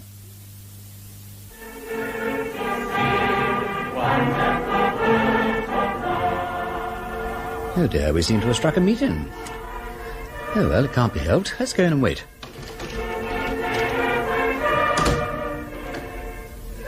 That's our man, Miss Murchison. The one with the face like a bulldog? Yes. Good Lord. Has he a name? Now you mention it, I believe he has, but he's never called by it. It's Rum. Oh, not very, perhaps, if he gives lessons in lock-picking. I mean his name's Rum. Oh, what is it? Dash it, I mean Rum is his name. Oh, dear. Oh, I beg your pardon. But he doesn't care to use it now that he's a total abstainer. Then what does one call him? Well, I call him Bill, but when he was at the head of his profession, they called him Blindfold Bill. In his day, he was the most accomplished burglar and safe-breaker in 3 kingdoms. I found him on my premises one night and struck up a sort of alliance with him. Took lessons from him and all that. He was a bit shy at first, but he got converted by another friend of mine, and the long and the short of it was, he gave himself up, took his medicine, and is now a very honest and excellent locksmith of the ordinary kind.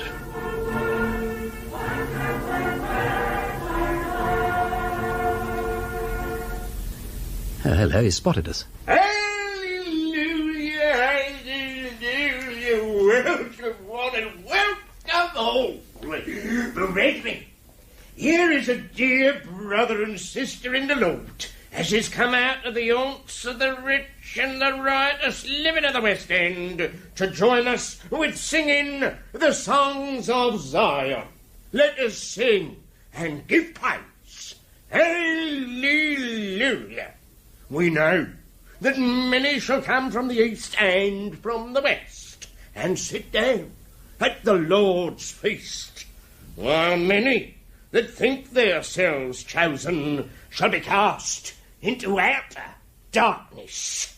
Therefore, let us not say, because this man wears a shiny eyeglass, that he is not a chosen vessel, or because this woman wears a diamond necklace and rides in a Rolls Royce, she will not therefore wear a white robe and a gold crown in the New Jerusalem.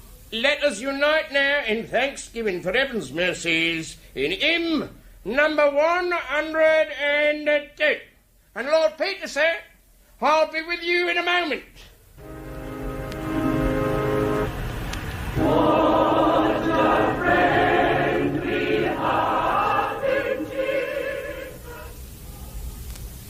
Well, Bill, as you see, I brought you a new pupil. Good afternoon, Bill. How do, miss? Always happy to serve you, sir, knowing as it's the Lord's work. Glory be. That's right.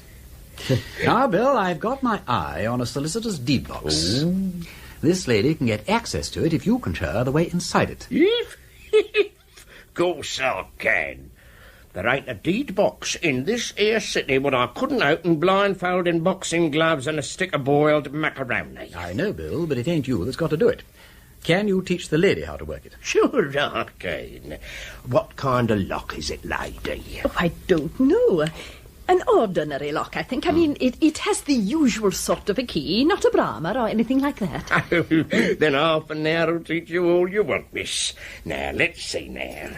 Glory, glory, glory. Ah, here we are. Oh, are those picklocks? That's what they are, miss. Engines of Satan. Well, miss, the first thing is to understand the construction of the lock. Oh, yes. Now, just you look here. You hose up the spring, like so. Yes. And then you can thrust the catch back easy. Oh. Just you try that. Oh, thank you. Yes. So... Very good, miss, very good. Now, the difficulty is, of course, that when the lock's in place, you can't use your eyes. Oh, no. No. But you has your hearing, and you has the feeling in your fingers given you by Providence, praise his name, for that purpose. So, what you has to do, miss, is to shut your eyes and see with your fingers, like, when you've got your spring hooked back sufficient to let the catch go past, like so. Oh. Have a go. Oh, like this. There's a bit more, a bit more. Yes, yes. Yeah, there. Oh, well done, miss. Lord Peter, sir, I'll tell you something. We got a real cracksman in the making here, sir. A real cracksman.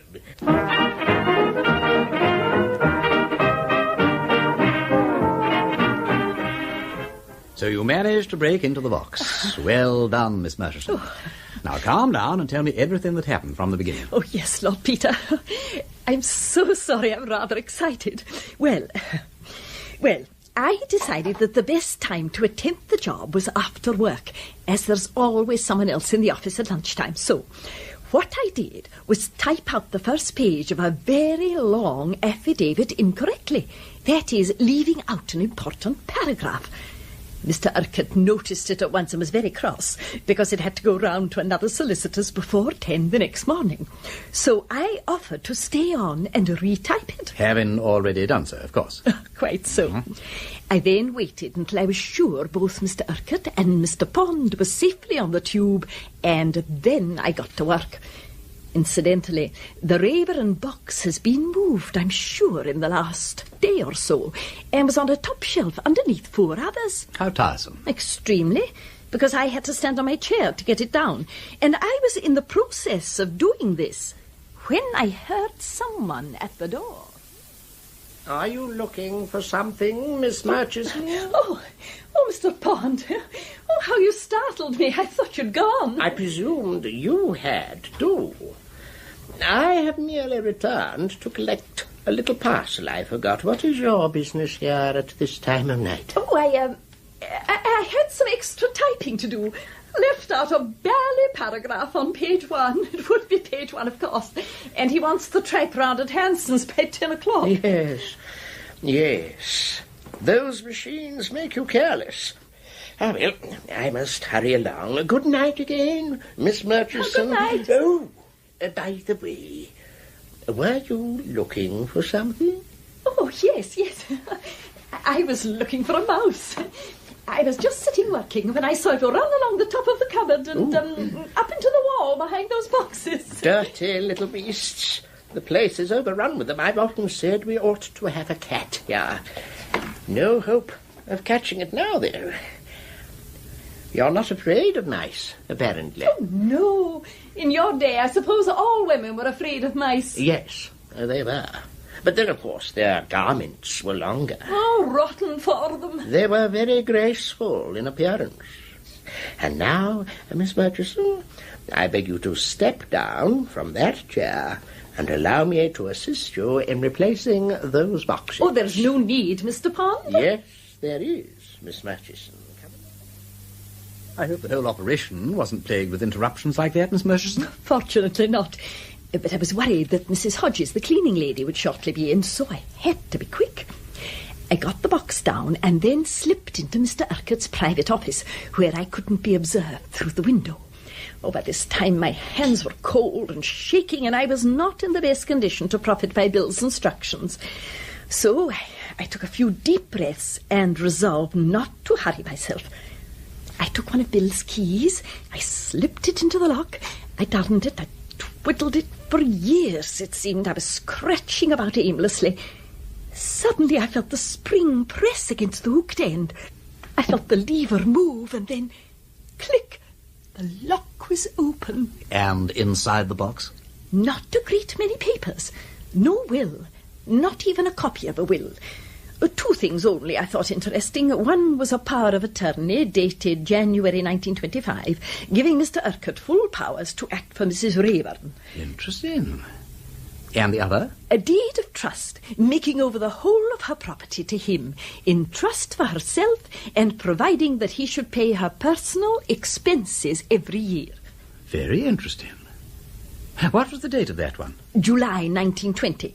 And there was a letter attached to it, a letter from Rosanna Rayburn to Norman Urquhart, in his capacity as her solicitor. And in it, she says that next time he comes to see her, she will give him instructions about her will. So there is a will. I wonder where it is.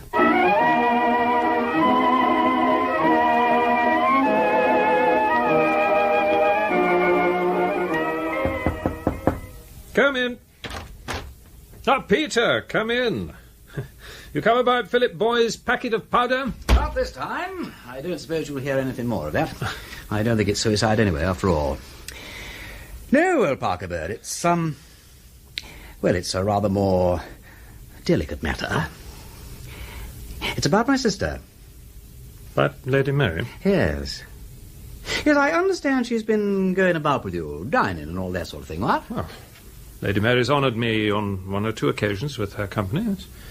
I didn't think she... I didn't know... I understood it was perfect. But did you understand? That's the point. You see, Mary's a very nice-minded sort of girl, though I say... I assure you there's no need to tell me that. Do you suppose I should misinterpret her kindness? It's the custom nowadays for women of the highest character to dine unchaperoned with their friends, and Lady Mary's... Look, I'm not suggesting a chaperone. Mary wouldn't stick it for one thing, and I think it's all bosh anyhow. Still, being her brother and all that, I suppose that it is my, so to speak, duty to push round and drop the helpful word here and there. I see. Well, I suppose I ought not to have presumed to... What did you presume, old thing?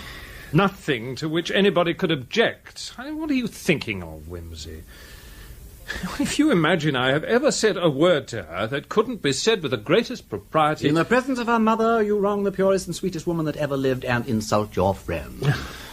What a perfect Victorian you are, Charles. I should like to keep you in a glass case. Of course you haven't said a word. What I want to know is why. What? For the last 5 years or so, you have been looking like a demented sheep at my sister and starting like a rabbit whenever her name's mentioned. What do you mean by it? A man doesn't like to see a man go all wobbly about his sister. At least not with such a prolonged wobble. It's unsightly, it's irritating. Why not slap the manly thorax and say, Peter, my dear old mangle wurzel, I have decided to dig myself into the old family trench and be a brother to you. What's stopping you? Is it Gerald? He's an ass, I know, but he's not a bad old stick, really. Is it Helen? She's a bit of a wart, but you needn't see much of her. Or is it me? Now, come on, cough up the difficulty, old thing, and we'll have it removed from the plain van. Now then. Are you asking me? I am asking your intentions, damn it. And if that's not Victorian enough, I don't know what is. But, look here, Peter, don't be a damn fool. How can I ask your sister to marry me? Well, how you do it is your affair. You might say, what about a spotted matrimony, old dear? That's up to date and plain and unmistakable.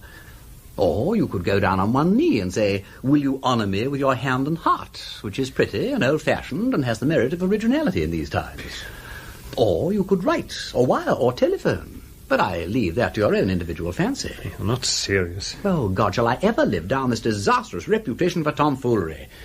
You are making Mary damned unhappy, Charles, and I wish you'd marry her and have done with it. Making her unhappy? Me? Her unhappy? God knows what you have between your ears. Wood, solid wood. But the last blow seems to have penetrated. Yes, you, her, unhappy. Do you get it now? Peter, if you really thought I could Don't stand go off the deep end. It's wasted on me. You keep it from Mary. I've done my brotherly duty, and there's an end of it. Now calm yourself and return to your reports.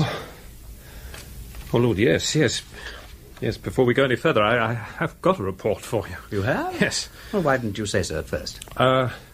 You wouldn't let me. Well, what is it? We found the packet. What? We found the packet. Actually found it? Yes. One of the barmen. Never mind the barman. You're sure it's the right packet? Yes, we've identified it. Well, get on. Have you analysed it?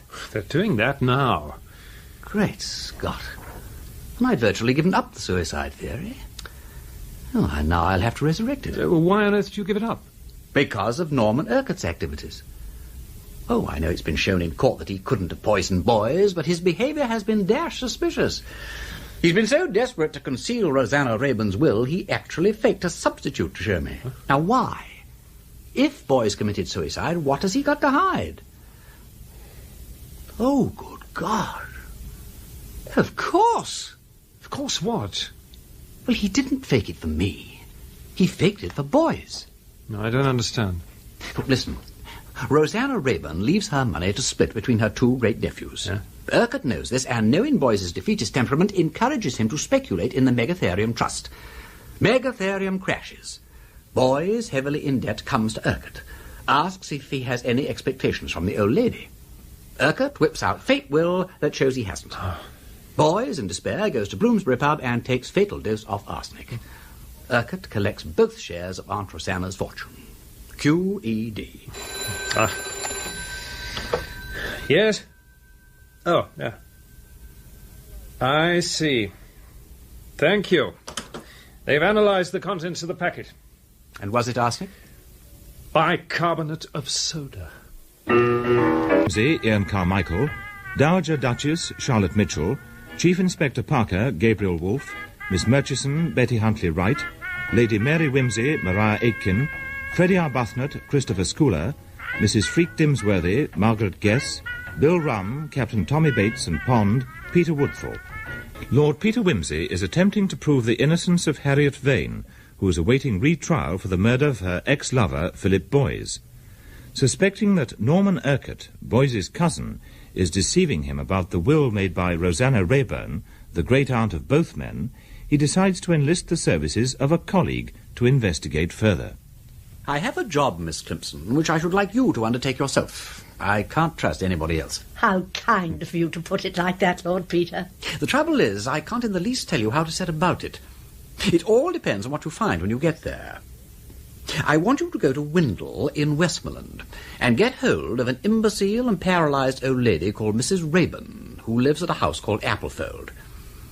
I don't know who looks after her or how you're to get into the house, but you've got to do it, and you have got to find out where her will is kept and, if possible, see it.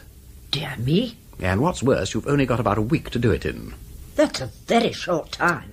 Yes, but unless we can give some very good reason for delay, they're bound to take the Vane case almost first thing next sessions. And if I could persuade the lawyers for the defence that there is the least chance of securing fresh evidence, they could apply for a postponement. Freddie Arbuthnot is asking round the city about certain speculations of Urquhart's, and I hope he'll come up with something definite. But until then, I really have nothing that could be called evidence at all. Only the vaguest possible hunch. I see. Well, you may count on me to do my poor best, Lord Peter. I will ask the dear vicar to say a mass of special intention for one engaged in a difficult undertaking. When would you like me to start? At once. Draw on the firm for any money you want, and if you need any special outfit, send me a wire. Thank you, Lord Peter. As usual, you think of everything.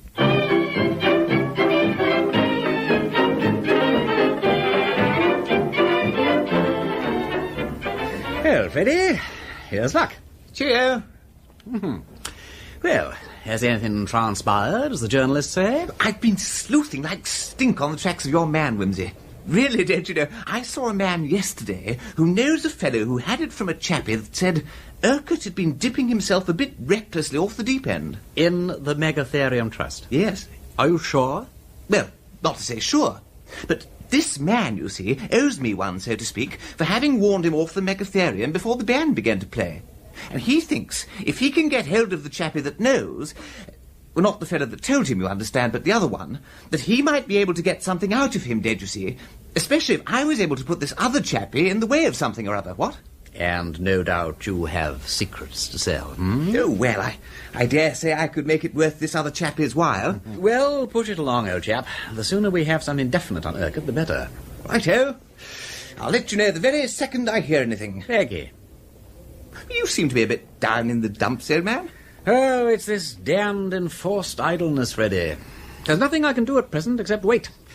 Miss Climpson is the one who's living in what she would no doubt call a whirl of activity. Miss Climpson? Yes, I sent her up to Westmoreland the day before yesterday to steal Mrs. Rayburn's will. Good heavens! We don't mean it, Wimsey. I do mean it. But how's she going to do that? Quite straightforward. If I know Miss Climpson, she'll start by gossiping wildly with the women in her boarding house, and in the process digging out everything there is to know about Mrs. Rayburn's nurse, down to an accurate physical description. She will then sally forth into the marketplace, as it were, and take coffee or tea at every tea shop in the town until this person appears. And then, probably by employing some mild subterfuge, she will engage the female in conversation. Is that all? For Miss Climpson, Freddy, that is enough.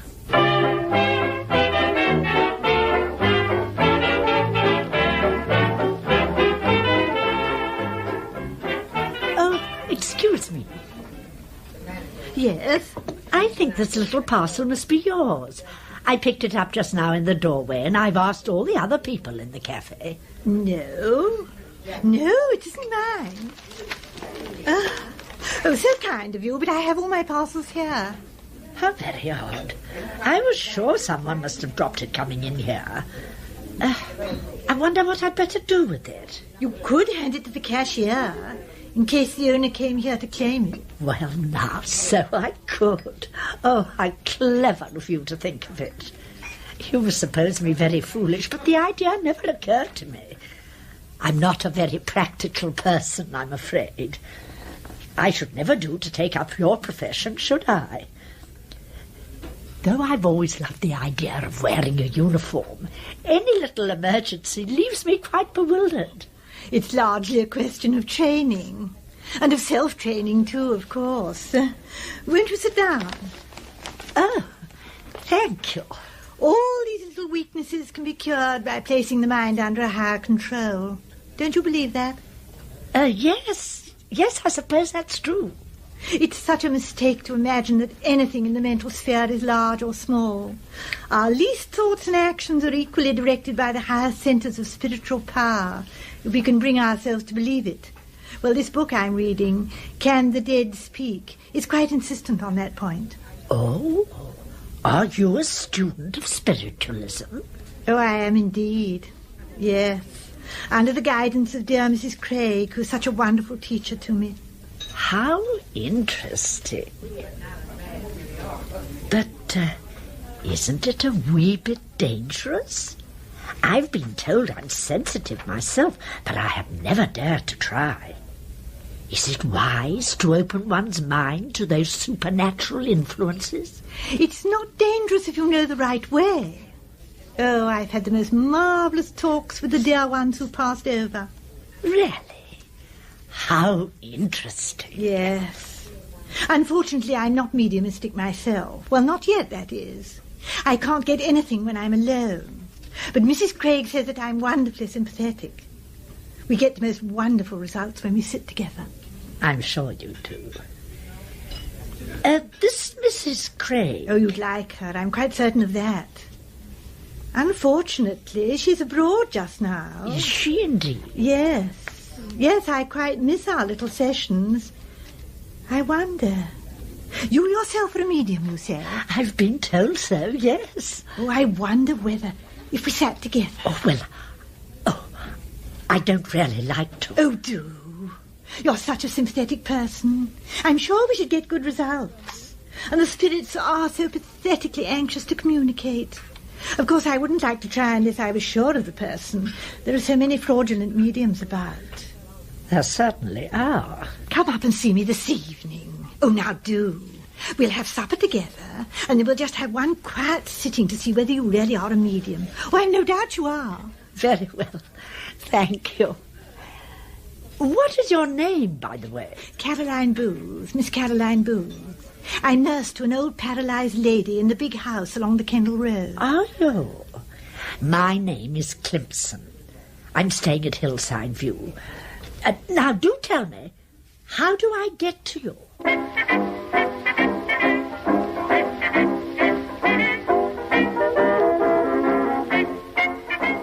My dear Lord Peter, I'm sure you're wondering what has happened to me, but at last I have news. I have stormed the citadel. After 2 weary days, I finally spotted Mrs. Rayburn's nurse companion this morning in the Oriental Cafe, and succeeded in cornering her there.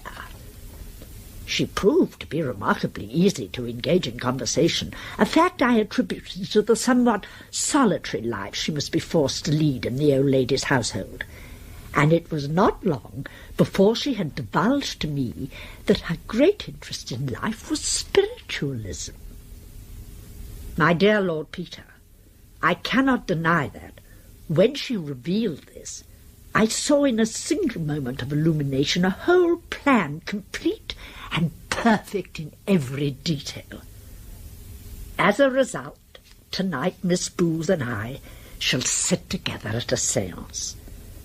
Fortunately, years ago, at a most pleasant private little hotel in Bournemouth, I encountered a quaint little man from the Psychical Research Society who instructed me, strictly for amusement, of course, in many of the tricks used by dishonest mediums. Accordingly, this afternoon, I have purchased a metal soapbox which makes a hearty cracking noise when attached to one knee and pressed by the other, and some stiff black-bound wire which will be perfect when strapped to the wrist for rocking the table. As to the rest of the plan, I will leave it, dear Lord Peter, to your imagination. All I must pray for now is that Miss Booth will leave me alone in her room for long enough for me to glean some useful information about her and her family from photographs and similar mementos. Once I have gained her complete trust, I hope for great things. In haste, yours sincerely, Catherine A. Clemson.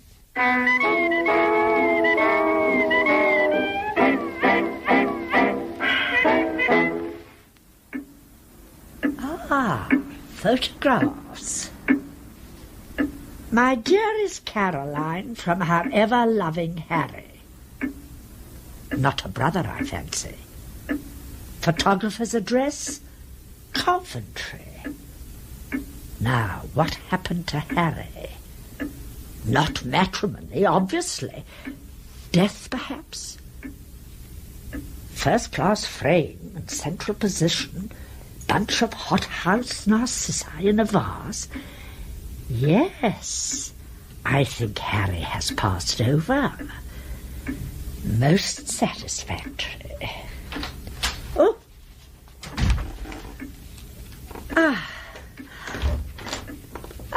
There you are. So sorry to keep you waiting, but the poor old dear's rather restless this evening. Have you given her her supper? Yes, she'll do now for a couple of hours, but I shall have to go up again later. Oh, poor thing. It'll be a happy day for her when she passes over.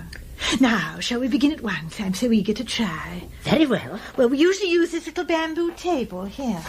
Oh, that looks very suitable. Do we sit in the light? Oh, no, not in full light. Mrs. Craig explained to me that the blue rays of daylight or electricity are too hard for the spirits. They shatter the vibrations, you see. So we usually put out the light and sit in the firelight, which is quite bright enough for taking down notes. Now, will you write down or shall I? Oh, I think you'd better, as you're more accustomed to it. Very well. That's not too dark, is it? Oh, no, not at all. Now, which side will you sit? Oh, this will do for me. You don't mind the fire on your back? Not in the least. Now, we'll just sit down. Place our thumbs and fingers on the table near the edge.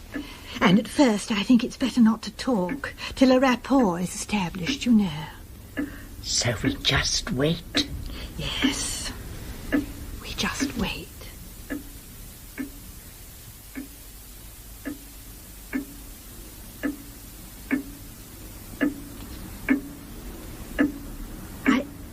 I think I felt something then.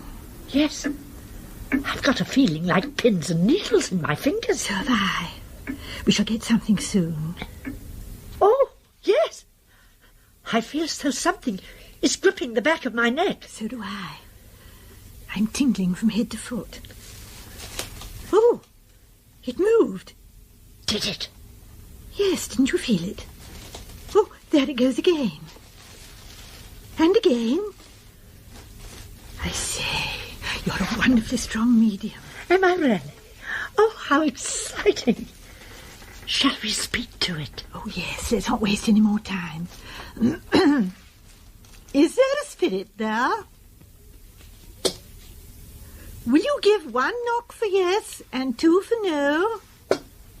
Oh, how thrilling. Are you Fedora? Are you one of the spirits who have visited me before? Are you anxious to help us personally? Are you speaking on behalf of another spirit? Does he want to speak to my friend? Oh, to me then. Is it... Oh, is it the spirit I've been trying to communicate with? Oh, will you speak to us by means of the alphabet? 1 knock for A and 2 for B and so on.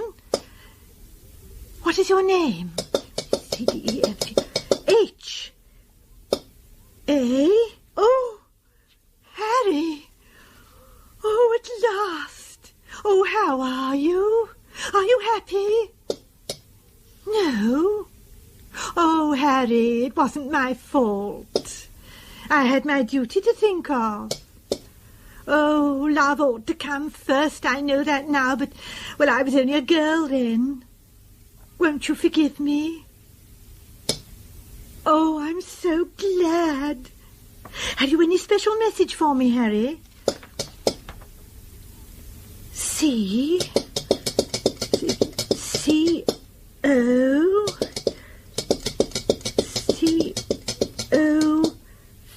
Coventry! Go to Coventry! Oh, it really is you, Harry. You haven't forgotten that dear old joke. Oh, Harry. What do you want? Oh, dear. Oh, dear, what's happening? Must be somebody else interrupting. Oh, go away, go away. Who's here now? Are you still there, Harry? Who is that? P O N P O N G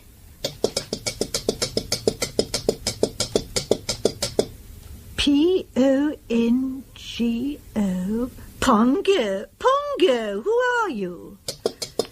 C. Are you out of control? Has Harry gone? Oh. Do you want us to stop? Very well. Oh, you're tired, I expect. Well, can we talk to you another time? Good.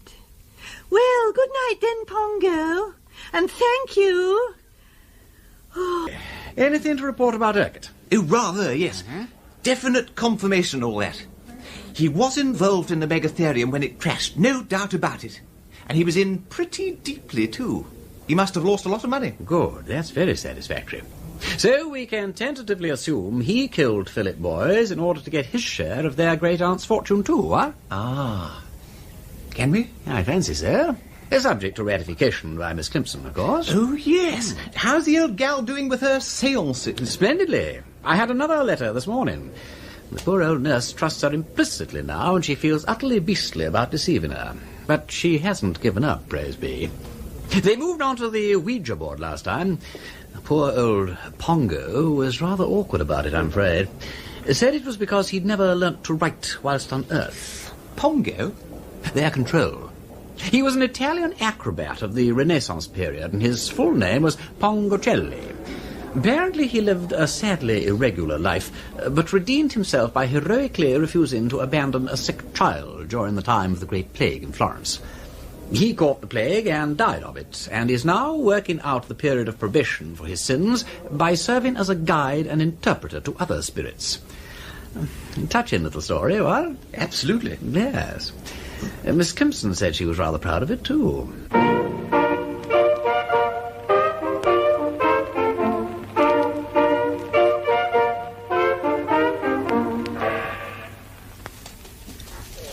Oh, good evening. Is that Pongo? Good evening, Pongo. We are very glad to have you with us. Will you talk to us again by means of the Ouija board? The pencil is sharp this time. Oh, good. Are you ready, dear? Quite ready, thank you. Well, then let's begin. Pongo, have you any special message for us this evening? Yes, there is a spirit here who wishes your help. Who is it? Oh, nothing. Oh, here comes something. It's in a different handwriting. C-R-E-M-O-R-N-A.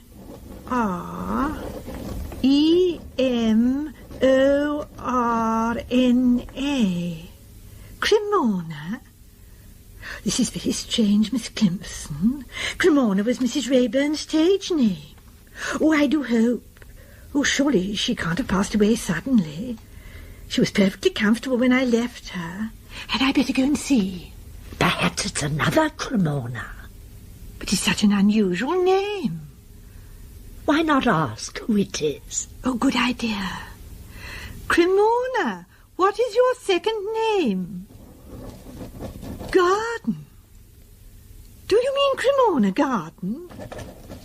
Yes. Have you passed over? Not yet. In exile. Are you still in the body? Neither in the body or out. Waiting. Oh, look, it's Pongo again. When the mind is departed, the spirit waits in exile for the great change. Why can't you understand? Make haste, great difficulties. Oh, we are so sorry, Pongo. Mrs. Rayburn, are you in trouble or something? Great trouble. My will. Her will. Oh, I wonder if she wants to alter it. Mrs. Rayburn, do you want to alter your will? No. That's fortunate, because I don't think it would be legal. What do you want us to do about your will, Mrs. Rayburn? Send it to Norman. To Norman Urquhart? Yes, he knows. He knows what is to be done about it. He wants it. Oh, very well. Can you tell us where to find it? I have forgotten. Search. Oh, dear. Mrs. Rayburn, is it in the house? I tell you, I have forgotten. Deep waters, forgotten. Deep waters, no safety. Failing, failing. Oh, dear, the writing's going. Mrs. Rayburn, please don't go. Try to remember. In the B. B. Yes. What next? B. Oh, it's going. Mrs. Rayburn. Oh, she's stopped. Oh, here's something. Oh, it's Pongo. She has gone Very tired. Finished. Now, goodbye. Oh, dear. How dreadfully vexatious. Well, she said her will was in the bee. Now, what could that be? In the bank, perhaps? Well, it might be. If so, of course, Mr. Urquhart would be the only person who could get it out. Then why hasn't he? She said he wanted it. Of course. Then it must be somewhere in the house. Oh, well, what could B stand for? Oh, dear. Box, bag, bureau. Bed. Well, it might be almost anything. Oh, what a pity she couldn't finish the message. Shall we try again? Or shall we look in all the likely places? Let's look first, and then if we can't find it, we'll try again. Oh, yes, that's a good idea. You'll come and help, won't you? Yes, if you'd like me to. Yes, of course.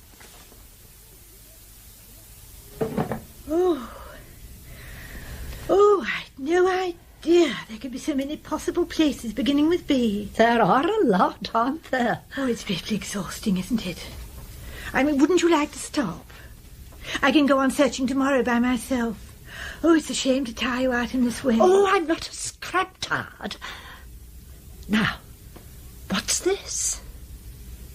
12, 18, 4, 9. What is it? I've no idea. Jottings in a little black book. Book? Well, could it be a book, do you think? Why, of course, yes. It might. Yes, oh, how silly of us not to think of it. In detective stories, wills are always hidden in books. So there you are. Are there many books in the house? Yes, downstairs in the library, thousands and thousands of them. Oh, dear. I suppose we'd better try them then. They're just the sort of books to hide wills in. Oh, come along. Well, it's funny, isn't it? If the communication hadn't insisted on something beginning with B... Yes. Well, I would have expected any papers to be in the safe over there. Yes. Well, why not look? The letter B may have been referring to something different. You never know. But if it was in the safe, Mr. Urquhart would know about it. Well, it wouldn't do any harm to make sure. Oh, but I don't know the combination. Mr. Urquhart does, of course. We could write and ask him. Well, she said it was urgent, though. I know. Those 4 figures in that little black book. Of course, black book. Well, there you are. Oh, how could we have been so silly? Mrs. Rayburn was trying to tell us where to find the combination. And here it is. Now, where's the safe? Over here. Yes. Ah, I see. Shall I try it, or will you? Oh, you do it, please. 12, 18, 4, 9. Now. Ah, well, there it is. Mrs. Rayburn's will.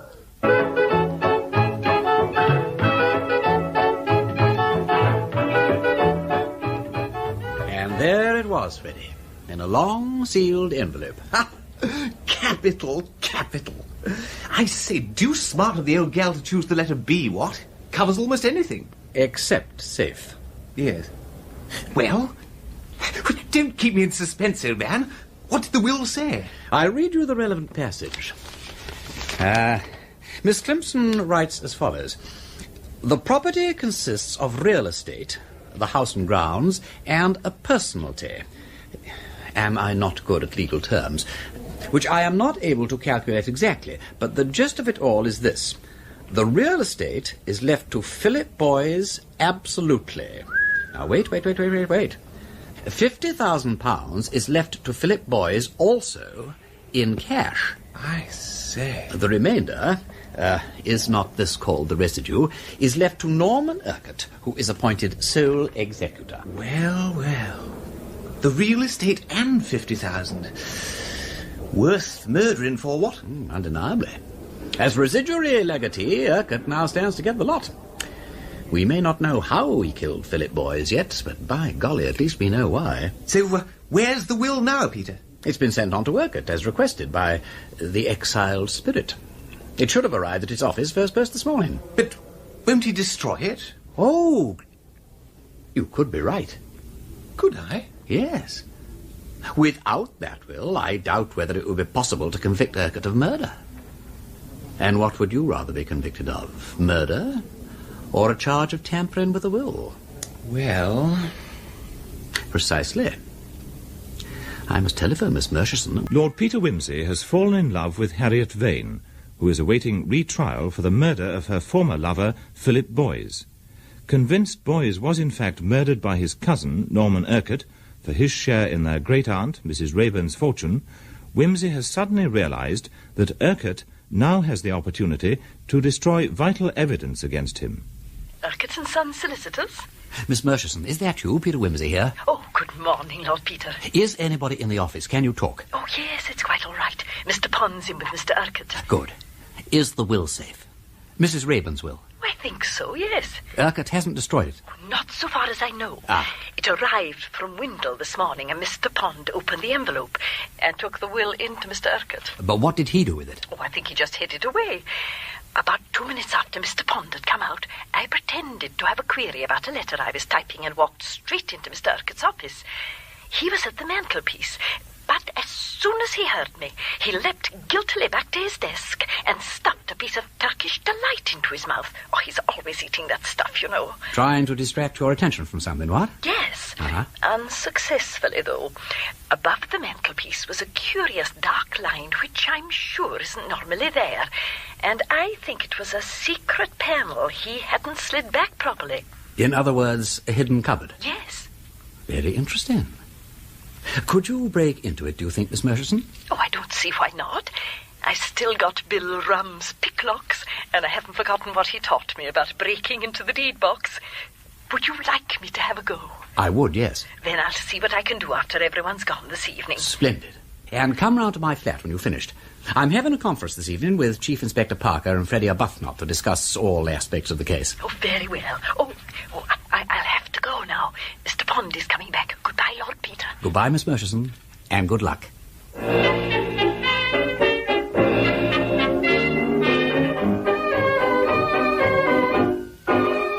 Well, shall I start, Peter? Yes, Charles. You have the notebook and the organised mind. Freddie and I haven't got either, have we, Freddie? Not me, old man. So you start, old Parker Bird. Off you go. Thank you. Well, the matter stands, I take it, like this. Philip Boys and Norman Urquhart were the only surviving relations of Mrs. Raeburn, who is very old, very rich, and now quite childish. Now, in 1920, she executed a deed of trust giving Urquhart, who was also her solicitor, sole authority to handle her property. She also made a will, leaving all the real estate and £50,000 to Philip Boys, while Urquhart was named sole executor and residuary legatee. In other words, now Boys is dead. All the property devolves to him. In 1925, as we know from Mr. Arbuthnot's highly competent detective work in the city... I say, really? Certainly. Urquhart took the dangerous step of plunging into speculation. He made mistakes, he lost money, he plunged more deeply to recover himself, and was involved to a large extent in the great crash of Megatherium Trust Limited. Now, in 1929, just about the time that Philip Boys and Harriet Vane quarrelled, Mrs. Raeburn had a serious attack of illness and nearly died. The danger passed, but it might recur at any moment. You can see the temptation for Urquhart. If only his cousin weren't alive, he'd be able to clear his debts as soon as the old girl went. So what happens? Almost immediately afterwards, we find him becoming friendly with Philip Boys and inviting him to stay at the house. And while living there, Boys has 3 attacks of illness, attributed by his doctor to gastritis, but equally consistent with arsenic poisoning. However, in June 1929, Philip Boys goes away to Wales, and his health improves. Yeah, that'll be Miss Murchison. Bunter will let her in. Carry on, Charles. Yeah, well, while Boys is absent, Mrs. Raeburn has another alarming attack, and Urquhart hastens up to Windle, possibly with the idea of destroying the will if the worst happens. It doesn't happen, and he comes back to London in time to receive Boys on his return from Wales. And that night Boys is taken ill with symptoms similar to those of the previous spring, but much more violent. After 3 days he dies. Now, Miss Murchison, my lord. Oh, Lord Peter. Ah, have you met Chief Inspector Parker? How do you do, The Honourable Freddie Arbuthnot? How do you do? No, hello. Lord Peter. I think the messenger has brought news. Look, the eyes glitter wildly. The expression is anxious. The lips are parted. The fingers fumble with the clasp of the bag. The symptoms point to an acute attack of communicativeness. Tell us the worst, Miss Murchison. The will has been destroyed. Oh, no. It's quite safe. But I found out why Philip Boyce was murdered. Curiouser and curiouser. I thought that was the one thing we knew already. Sit down, dear lady, and explain. Oh, thank you. Well, I broke into Mr. Urquhart's cupboard without much difficulty. You broke in? It's all right, Charles. Officially, you didn't hear that. Carry on, Miss Murchison. Yes, well, I checked first that the will was still there, and it was. So then I looked at the other papers. They turned out to be receipts for security, share certificates, and so on. But the names seemed familiar. Then I remembered where I'd seen them before, on Mrs. Rayburn's deed of trust. Lord Peter, Mr. Urquhart raised money for his speculations in the Megatherium Trust by using Mrs. Rayburn's money as security. Golly. So he not only lost all his own money, but all hers as well. Yes, and that's a criminal offence, isn't it? Abusing your position as trustee. It most certainly is, yes. I say it jolly well is. And you're quite right, Miss Murchison. That, of course, is why it was essential to have Philip Boyce out of the way before Mrs. Rayburn died. Urquhart was quite safe while she was alive. He only had to pay her household bills and so on, and he had a power of attorney to do that. But as soon as she shuffled off this mortal thingamy, he'd have to account to the other heir, i.e. Boyce, for the capital he'd misappropriated. Well done, Miss Murchison. A first-class motive for murder. Thank you. There is something else as well. Indeed? Tucked away at the back of the cupboard, I found a white paper packet. It had the name of a French chemist on it, and it contained a fine white powder. Arsenic? I don't know, but I brought a small sample with me. It's in this envelope. Whoopee! Look at this, Charles. Yes. It'll have to be analysed, of course. And so it shall be, embodied caution. Bunter? My lord? Make ready the rack and thumbscrew. Very good, my lord. Bunter has been taking lessons in Marsh's test for arsenic and performs it to admiration. You know all about that too, don't you, Charles? Enough for a rough test. Carry on then, Bunter. Thank you, my lord. Yes. You still haven't got round the snag in the case against Urquhart, of course, Peter. You mean how and when he actually did it? Precisely. His only opportunity that evening was at the dinner he shared with Boyce, and if anything in this case is certain, it is that the poison wasn't administered at that dinner. Everything which Boyce ate or drank was equally eaten or drunk by Urquhart and all the servants, with a single exception of the burgundy, which was preserved and analysed and found to be harmless. I know. But that is what is so suspicious. Huh? Did you ever hear of a meal so hedged round with such precautions? It is not credible, Charles. Oh, possibly not. But when did he administer the poison, then? Mr. Arbuthnot? Oh, don't ask me, old bean. I'm as much in the dark as you are. Well, Miss Murchison, any ideas? I don't think he did it at the dinner at all. Now, how about before or after? Did Boyce have a whisky when he arrived or before he left? Alas, he did not. Bunter has been cultivating Hannah Westlock. That's the maid, don't you know? Almost to breach of promise point. And she says Boyce went straight up to his room on arrival and didn't come down until a quarter of an hour before dinner. How about the water bottle in the bedroom? The devil. That is one up to you, Miss Murchison. We didn't think of that. The water bottle. Yes, what a perfectly fruity idea. Oh, Bunter, there you are. Next time you hold Hannah's hand, will you ask her whether Mr. Boyce drank any water from his bedroom water bottle before dinner? Pardon me, my lord. The possibility had already presented itself to my mind. It had? Yes, my lord. Do you never overlook anything, Bunter? I endeavour to give satisfaction, my lord. Then don't talk like Jeeves. It irritates me. What about the water bottle? I have elicited a somewhat peculiar circumstance relating to the receptacle, my lord. Hannah informed me that she showed Mr. Boyes into his bedroom on his arrival and withdrew, as it was her place to do. She had scarcely reached the head of the staircase when Mr. Boyes put his head out of the door and recalled her. He then asked her to fill his water bottle. She was considerably astonished at this request, since she had a perfect recollection of having previously filled it when she put the room in order. Could he have emptied it himself? Not into his interior, sir. There had not been time. Nor had the drinking glass been utilised. Moreover, the bottle was not merely empty, but dry inside. Dry? Dry. Now that convinces me, Peter. It really does. It's too complete somehow. It's not natural for a defence to be so perfect. My God, we have convinced Charles Parker. Nothing more is needed. He is more adamantine than any jury. Yes, but I should still feel happier with a little evidence of a more objective kind. You would? You want some real arsenic? Well, Bunter, what about this? The apparatus is quite ready, my lord. Very good. Then let's go and see if we can give Mr. Parker what he wants. Miss Murchison, Freddie, come along. We're going to Bunter's dark room. Bunter lead, and we will follow.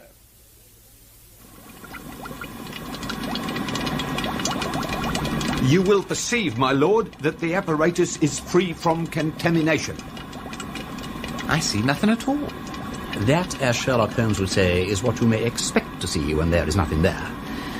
Charles, will you pass the water, the flask, and the tube, old Uncle Tom Cobley and all, as being arsenic-free? I will.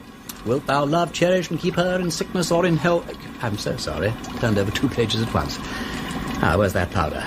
Miss Murchison, you identify this sealed envelope as being the one you brought from the office, complete with mysterious white powder from Mr. Urquhart's secret hoard. I do. Kiss the book. Thank you. Now then, the presence of arsenic will be revealed, if at all, by a thin silver stain on the part of this tube in the Bunsen flame. Ready, Bunter? Yes, my lord. So we now shoot in some of the powder. There it goes. And here it comes. Oh, lovely, lovely. Is that really arsenic, Lord Peter? I hope so. It's either arsenic or antimony. Allow me, my lord. The addition of a small quantity of solute chlorinated lime should decide the question beyond reach of cavil. It's going. It's gone. It's all dissolved. That proves it's arsenic, all right. Well, of course it is arsenic, didn't I tell you? Is that all? Oh, isn't it enough? Oh, it's not quite, but it's a long way towards it. Oh, we already knew that Urquhart had a motive for killing Philip Boyes. Miss Murchison has provided us with a better one, and she has now also established that he had means, i.e. arsenic. All we need now is to prove opportunity. Personally, I find the dinner deeply suspicious in itself, but to convince a jury, I should prefer something better than a credo quia impossibile. Riddle me right and riddle me ree. We've overlooked something, that's all. Give me the statutory dressing gown, an ounce of shag, and I will undertake to dispose of that little difficulty in a brace of shakes. Arsenic. Let me see. Arsenic. They put arsenic in his meat and stared aghast to watch him eat. What's that? Houseman, ain't it? Shropshire lad, yes. A great Scott, of course! Good Look, excuse me for a moment. What's got into old Whimsy? Well, who knows? Well, this has been very satisfactory. Apart from all personal considerations, I'd be far happier to see that oily-haired fellow in the dock than any woman. And if the force has made a mistake, the sooner it's put right, the better for all concerned. Charles, Freddie, Miss Murchison, Bunter, I know how it was done. Good Lord. Really? How? Well, I've still got to prove it. A secondary consideration, my lord. Thank you, Bunter. You know, I think we must have Mr. Urquhart round for coffee. What? Turkish coffee, of course. He has a sweet tooth. And you'd better lay in some Turkish delight as well. Not today, in a day or two, when I've made a few more inquiries. Meanwhile, I am going to Holloway to see the prisoner. Peter! Cheerio.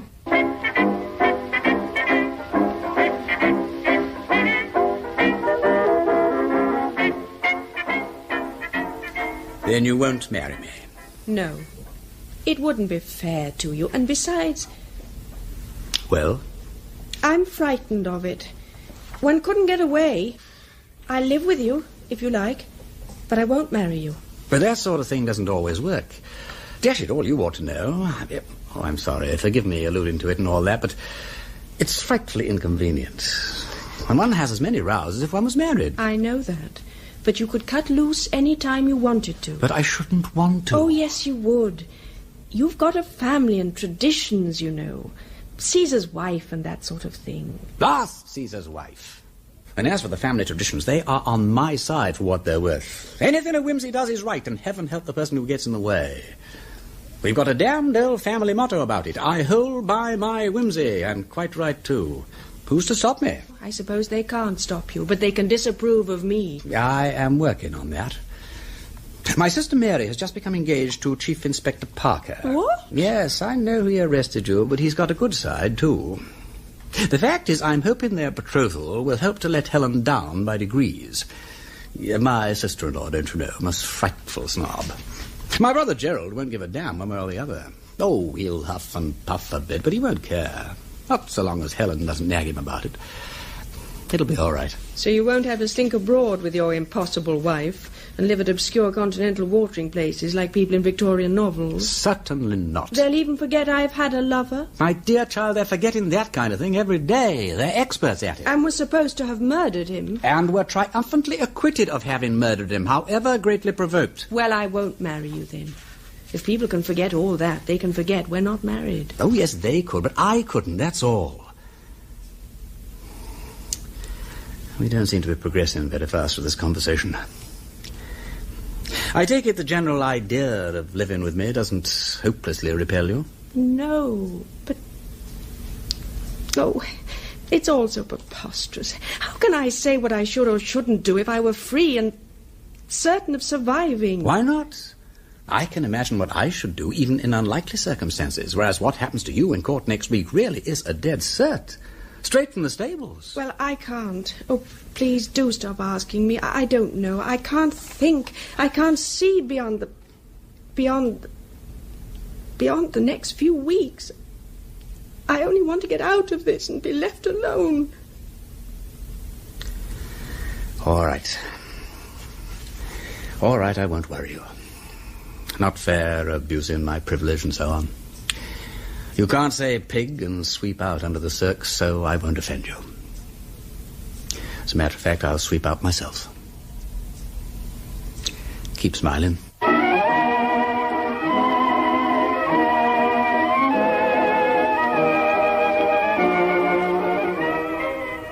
More coffee, Mr. Urquhart? Or another piece of Turkish delight, perhaps? No, thank you very much. All I desire now, Lord Peter, is that you should finish your extraordinary statement so that I may deny it and go. I'm so sorry. I'm taking too long coming to the point, what? Well, slow but sure is the motto of yours faithfully. If I have so far taken up 70 minutes of your valuable time, believe me, it has not been unprofitably spent. You may think so. But allowing that all this preposterous story were true, which, as I say, I most emphatically deny, I should be greatly interested to know how you imagine that I administered the arsenic to my cousin. Very well, Mr. Urquhart. Let us ignore, then, all courses of that dinner previous to the last one. That is to say, the soup, the turbot, and the casserole chicken, since they were all consumed not just by yourself and boys, but also by Mrs. Pettycam and Hannah. Let us, in other words, Mr. Urquhart, concentrate on the jam omelette. Nobody but yourself and Philip partook of that omelette. Quite so. I need not trouble to deny it. But you will bear in mind that I did partake of it, without ill effects. And moreover, that my cousin made it himself at the table. So he did. 4 eggs, if I remember rightly, with sugar and jam from what I may call the common stock. No, there'd be nothing wrong with the sugar or the jam. I believe I'm right in saying that one of the eggs was cracked when it came to the table. Possibly, I don't remember. No? Well, you're not on oath. But Hannah Westlock remembers that when you brought the eggs in, you mentioned that one was cracked, and particularly desired that it should be used for the omelette. In fact, you yourself put it in the bowl for that purpose. What about it? Well, it is not difficult to introduce powdered arsenic into a cracked egg. Are you suggesting that in the whisking together of 4 eggs, one particular poisoned egg was somehow kept miraculously separated from the rest? There seem to be some flaws in your theory, Lord Peter, as well as in the egg. I haven't finished my theory yet. My next bit of it is built up from very trifling indications. Your disinclination to drink at dinner, your complexion, a few nail parings I acquired from your manicurist, a snipping or so from your very well-kept hair. I put these together, add a packet of white arsenic from the secret cupboard in your office, rub the hands a little, so, and produce hemp, Mr. Urquhart, hemp. I don't understand you. Oh, you know, hemp. What they make ropes of. Great stuff, hemp. Yes, well, about the arsenic. As you know, it's not good for people in a general way, but there are some people, those tiresome peasants in Styria one hears so much about, for instance, who are supposed to eat it for fun. It improves their wind, so they say, and clears their complexions and makes their hair sleek. You must use solid arsenic, I understand, but if you do, and take a little bigger dose day after day, in time, the doings, what an old lady I knew in Norfolk called the tubes, get used to it. And you can take 6 or 7 grains at a time without so much as a touch of indijaggers. Very interesting. Isn't it? Of course, you mustn't drink for 2 or 3 hours afterwards for fear of washing the beastly stuff into the kidneys and poisoning them. But if you're careful about that, you can more or less immunize yourself. Well, Mr. Urquhart, you have a nice, clear complexion, except that I notice the arsenic has pigmented the skin here and there. It does sometimes. And you've got sleek hair and so on. And you were careful not to drink at dinner. And as I say, I've been in touch with your manicurist and barber and got specimens from them and had them analysed and all that. And what do you think? They're bung full of arsenic. Suspicious, what? I can only suggest, Lord Peter, that you should be careful before you communicate this ludicrous theory to anybody. To give out that I am addicted to drug-taking habits is slander and criminal. It is quite true that I have for some time been taking a medicine which contains slight traces of arsenic. My doctor can furnish the prescription. And that may very likely have left a deposit in my skin and hair. But further than that, there is no foundation for this monstrous allegation. None? None. Then how is it that you have this evening consumed, without apparent effect, a dose of arsenic sufficient to kill 2 or 3 ordinary people? That disgusting sweetmeat on which you have been gorging yourself, in, I may say, a manner wholly unsuited to your age and position, is smothered in white arsenic. You ate it, God forgive you, an hour and a half ago. If arsenic can harm you, you should have been rolling about in agonies for the last hour. You devil! Couldn't you try to get up a few symptoms? Shall I bring you a basin or fetch the doctor? Does your throat burn? Is your inside convulsed with agony? It's rather late in the day, but with a little goodwill you could surely produce some display of feeling even now. You're lying. You wouldn't dare to do such a thing. It would be murder. Not in this case, I fancy. But I'm willing to wait and see. You... Ah, yes, I wouldn't use violence if I were you. Let the poisoner stick to his bottle. Besides, I'm armed. Pardon the melodrama. Are you going to be sick or not? You're mad. Don't say that. Now, come, man, pull yourself together, have a shot at it. Shall I show you the bathroom? I'm ill. Well, of course, but your tone is not convincing. It's the 3rd door on the left. Bunter? My lord? I think Mr. Parker may require some assistance in the bathroom. Very good, my lord. Wait a minute. Oh, come back. Don't bother. It seems to be under control. All right. Yes, Charles? He wasn't sick. He didn't even try to be. He ran straight in and tried to get out of the window. When he saw it was a 3-story drop, he charged out through the dressing-room door and ran slap-bang into my 2 constables. All right, Benson. You can take him downstairs. Yes, sir. By the way, Peter, I don't suppose you did actually poison him, did you? I mean, it doesn't seem to have hurt him, but it'll affect the doctor's report. No, I didn't, as a matter of fact. I only wanted to see how he'd react to the suggestion. There was a king reigned in the East, Charles, if I may quote Husband again, who took every poison known to man so that nobody else could poison him. They put arsenic in his meat and stared aghast to watch him eat. They poured strychnine in his cup and shook to see him drink it up. I tell the tale that I heard told. Mithridates, he died old. But I doubt it, old Parker Bird, in this case. I doubt it very much.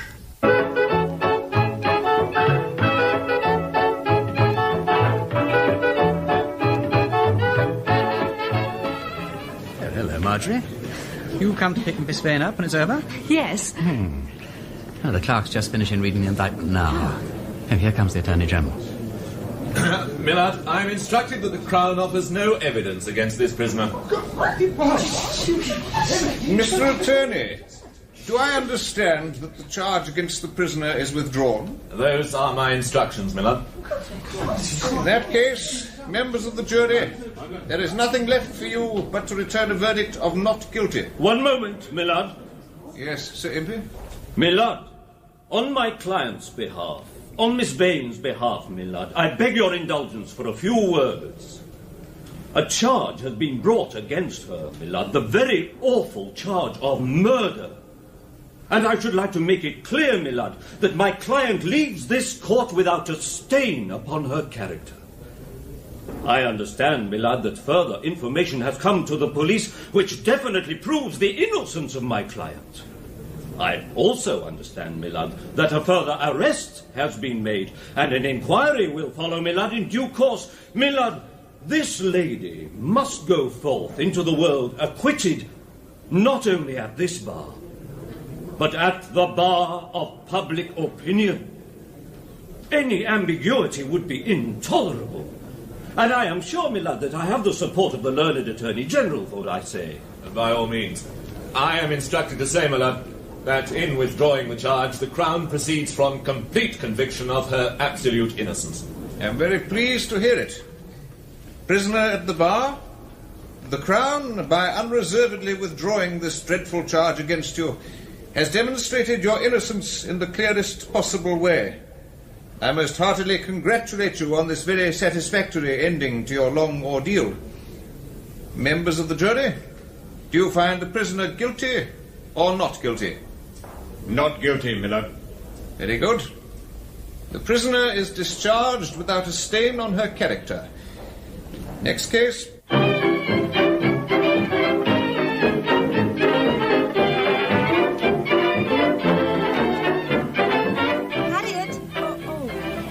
Marjorie. Congratulations. 3 loud cheers. Thank you. I've got a taxi. Good.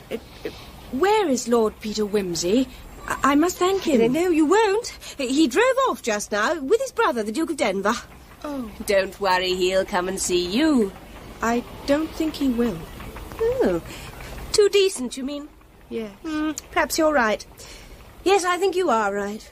He won't do the King Cophetua stunt. And I must say, I'd rather take my hat off to him for it. You'll have to send for him, Harriet. I won't do that. I think you will. Yes, I think you will. Well, Gerald, what do you have to say to me? Look here, Peter, it's Mary. You're the only person with any influence over her. You've got to do something, Peter. She wants to marry your policeman friend. I know. Why shouldn't she? Well, it's ridiculous. Not at all. Charles is one of the best. Very likely. Mary can't marry a policeman. Now, look here, Gerald. You leave Mary alone. Charles made a bit of a mistake at the beginning of this murder case, but he doesn't make many. And one of these days he'll be a big man, with a title, I shouldn't wonder, and everything handsome about him. If you want to have a row with somebody, you have it with me. My God. You're not going to marry a police woman. Not quite. I intend to marry the prisoner. What? Good Lord, what? Well, if she'll have me.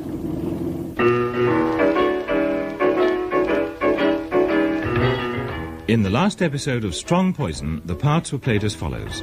Lord Peter Wimsey, Ian Carmichael, Bunter, Peter Jones, Harriet Vane, Anne Bell, Chief Inspector Parker, Gabriel Wolfe, Miss Murchison, Betty Huntley-Wright, Freddie Arbuthnot, Christopher Schooler, Norman Urquhart, John Pullen, Attorney General and the Duke of Denver, Stephen Thorne, Sir Impey Biggs, Robert Gillespie, Marjorie Phelps, Rosalind Adams.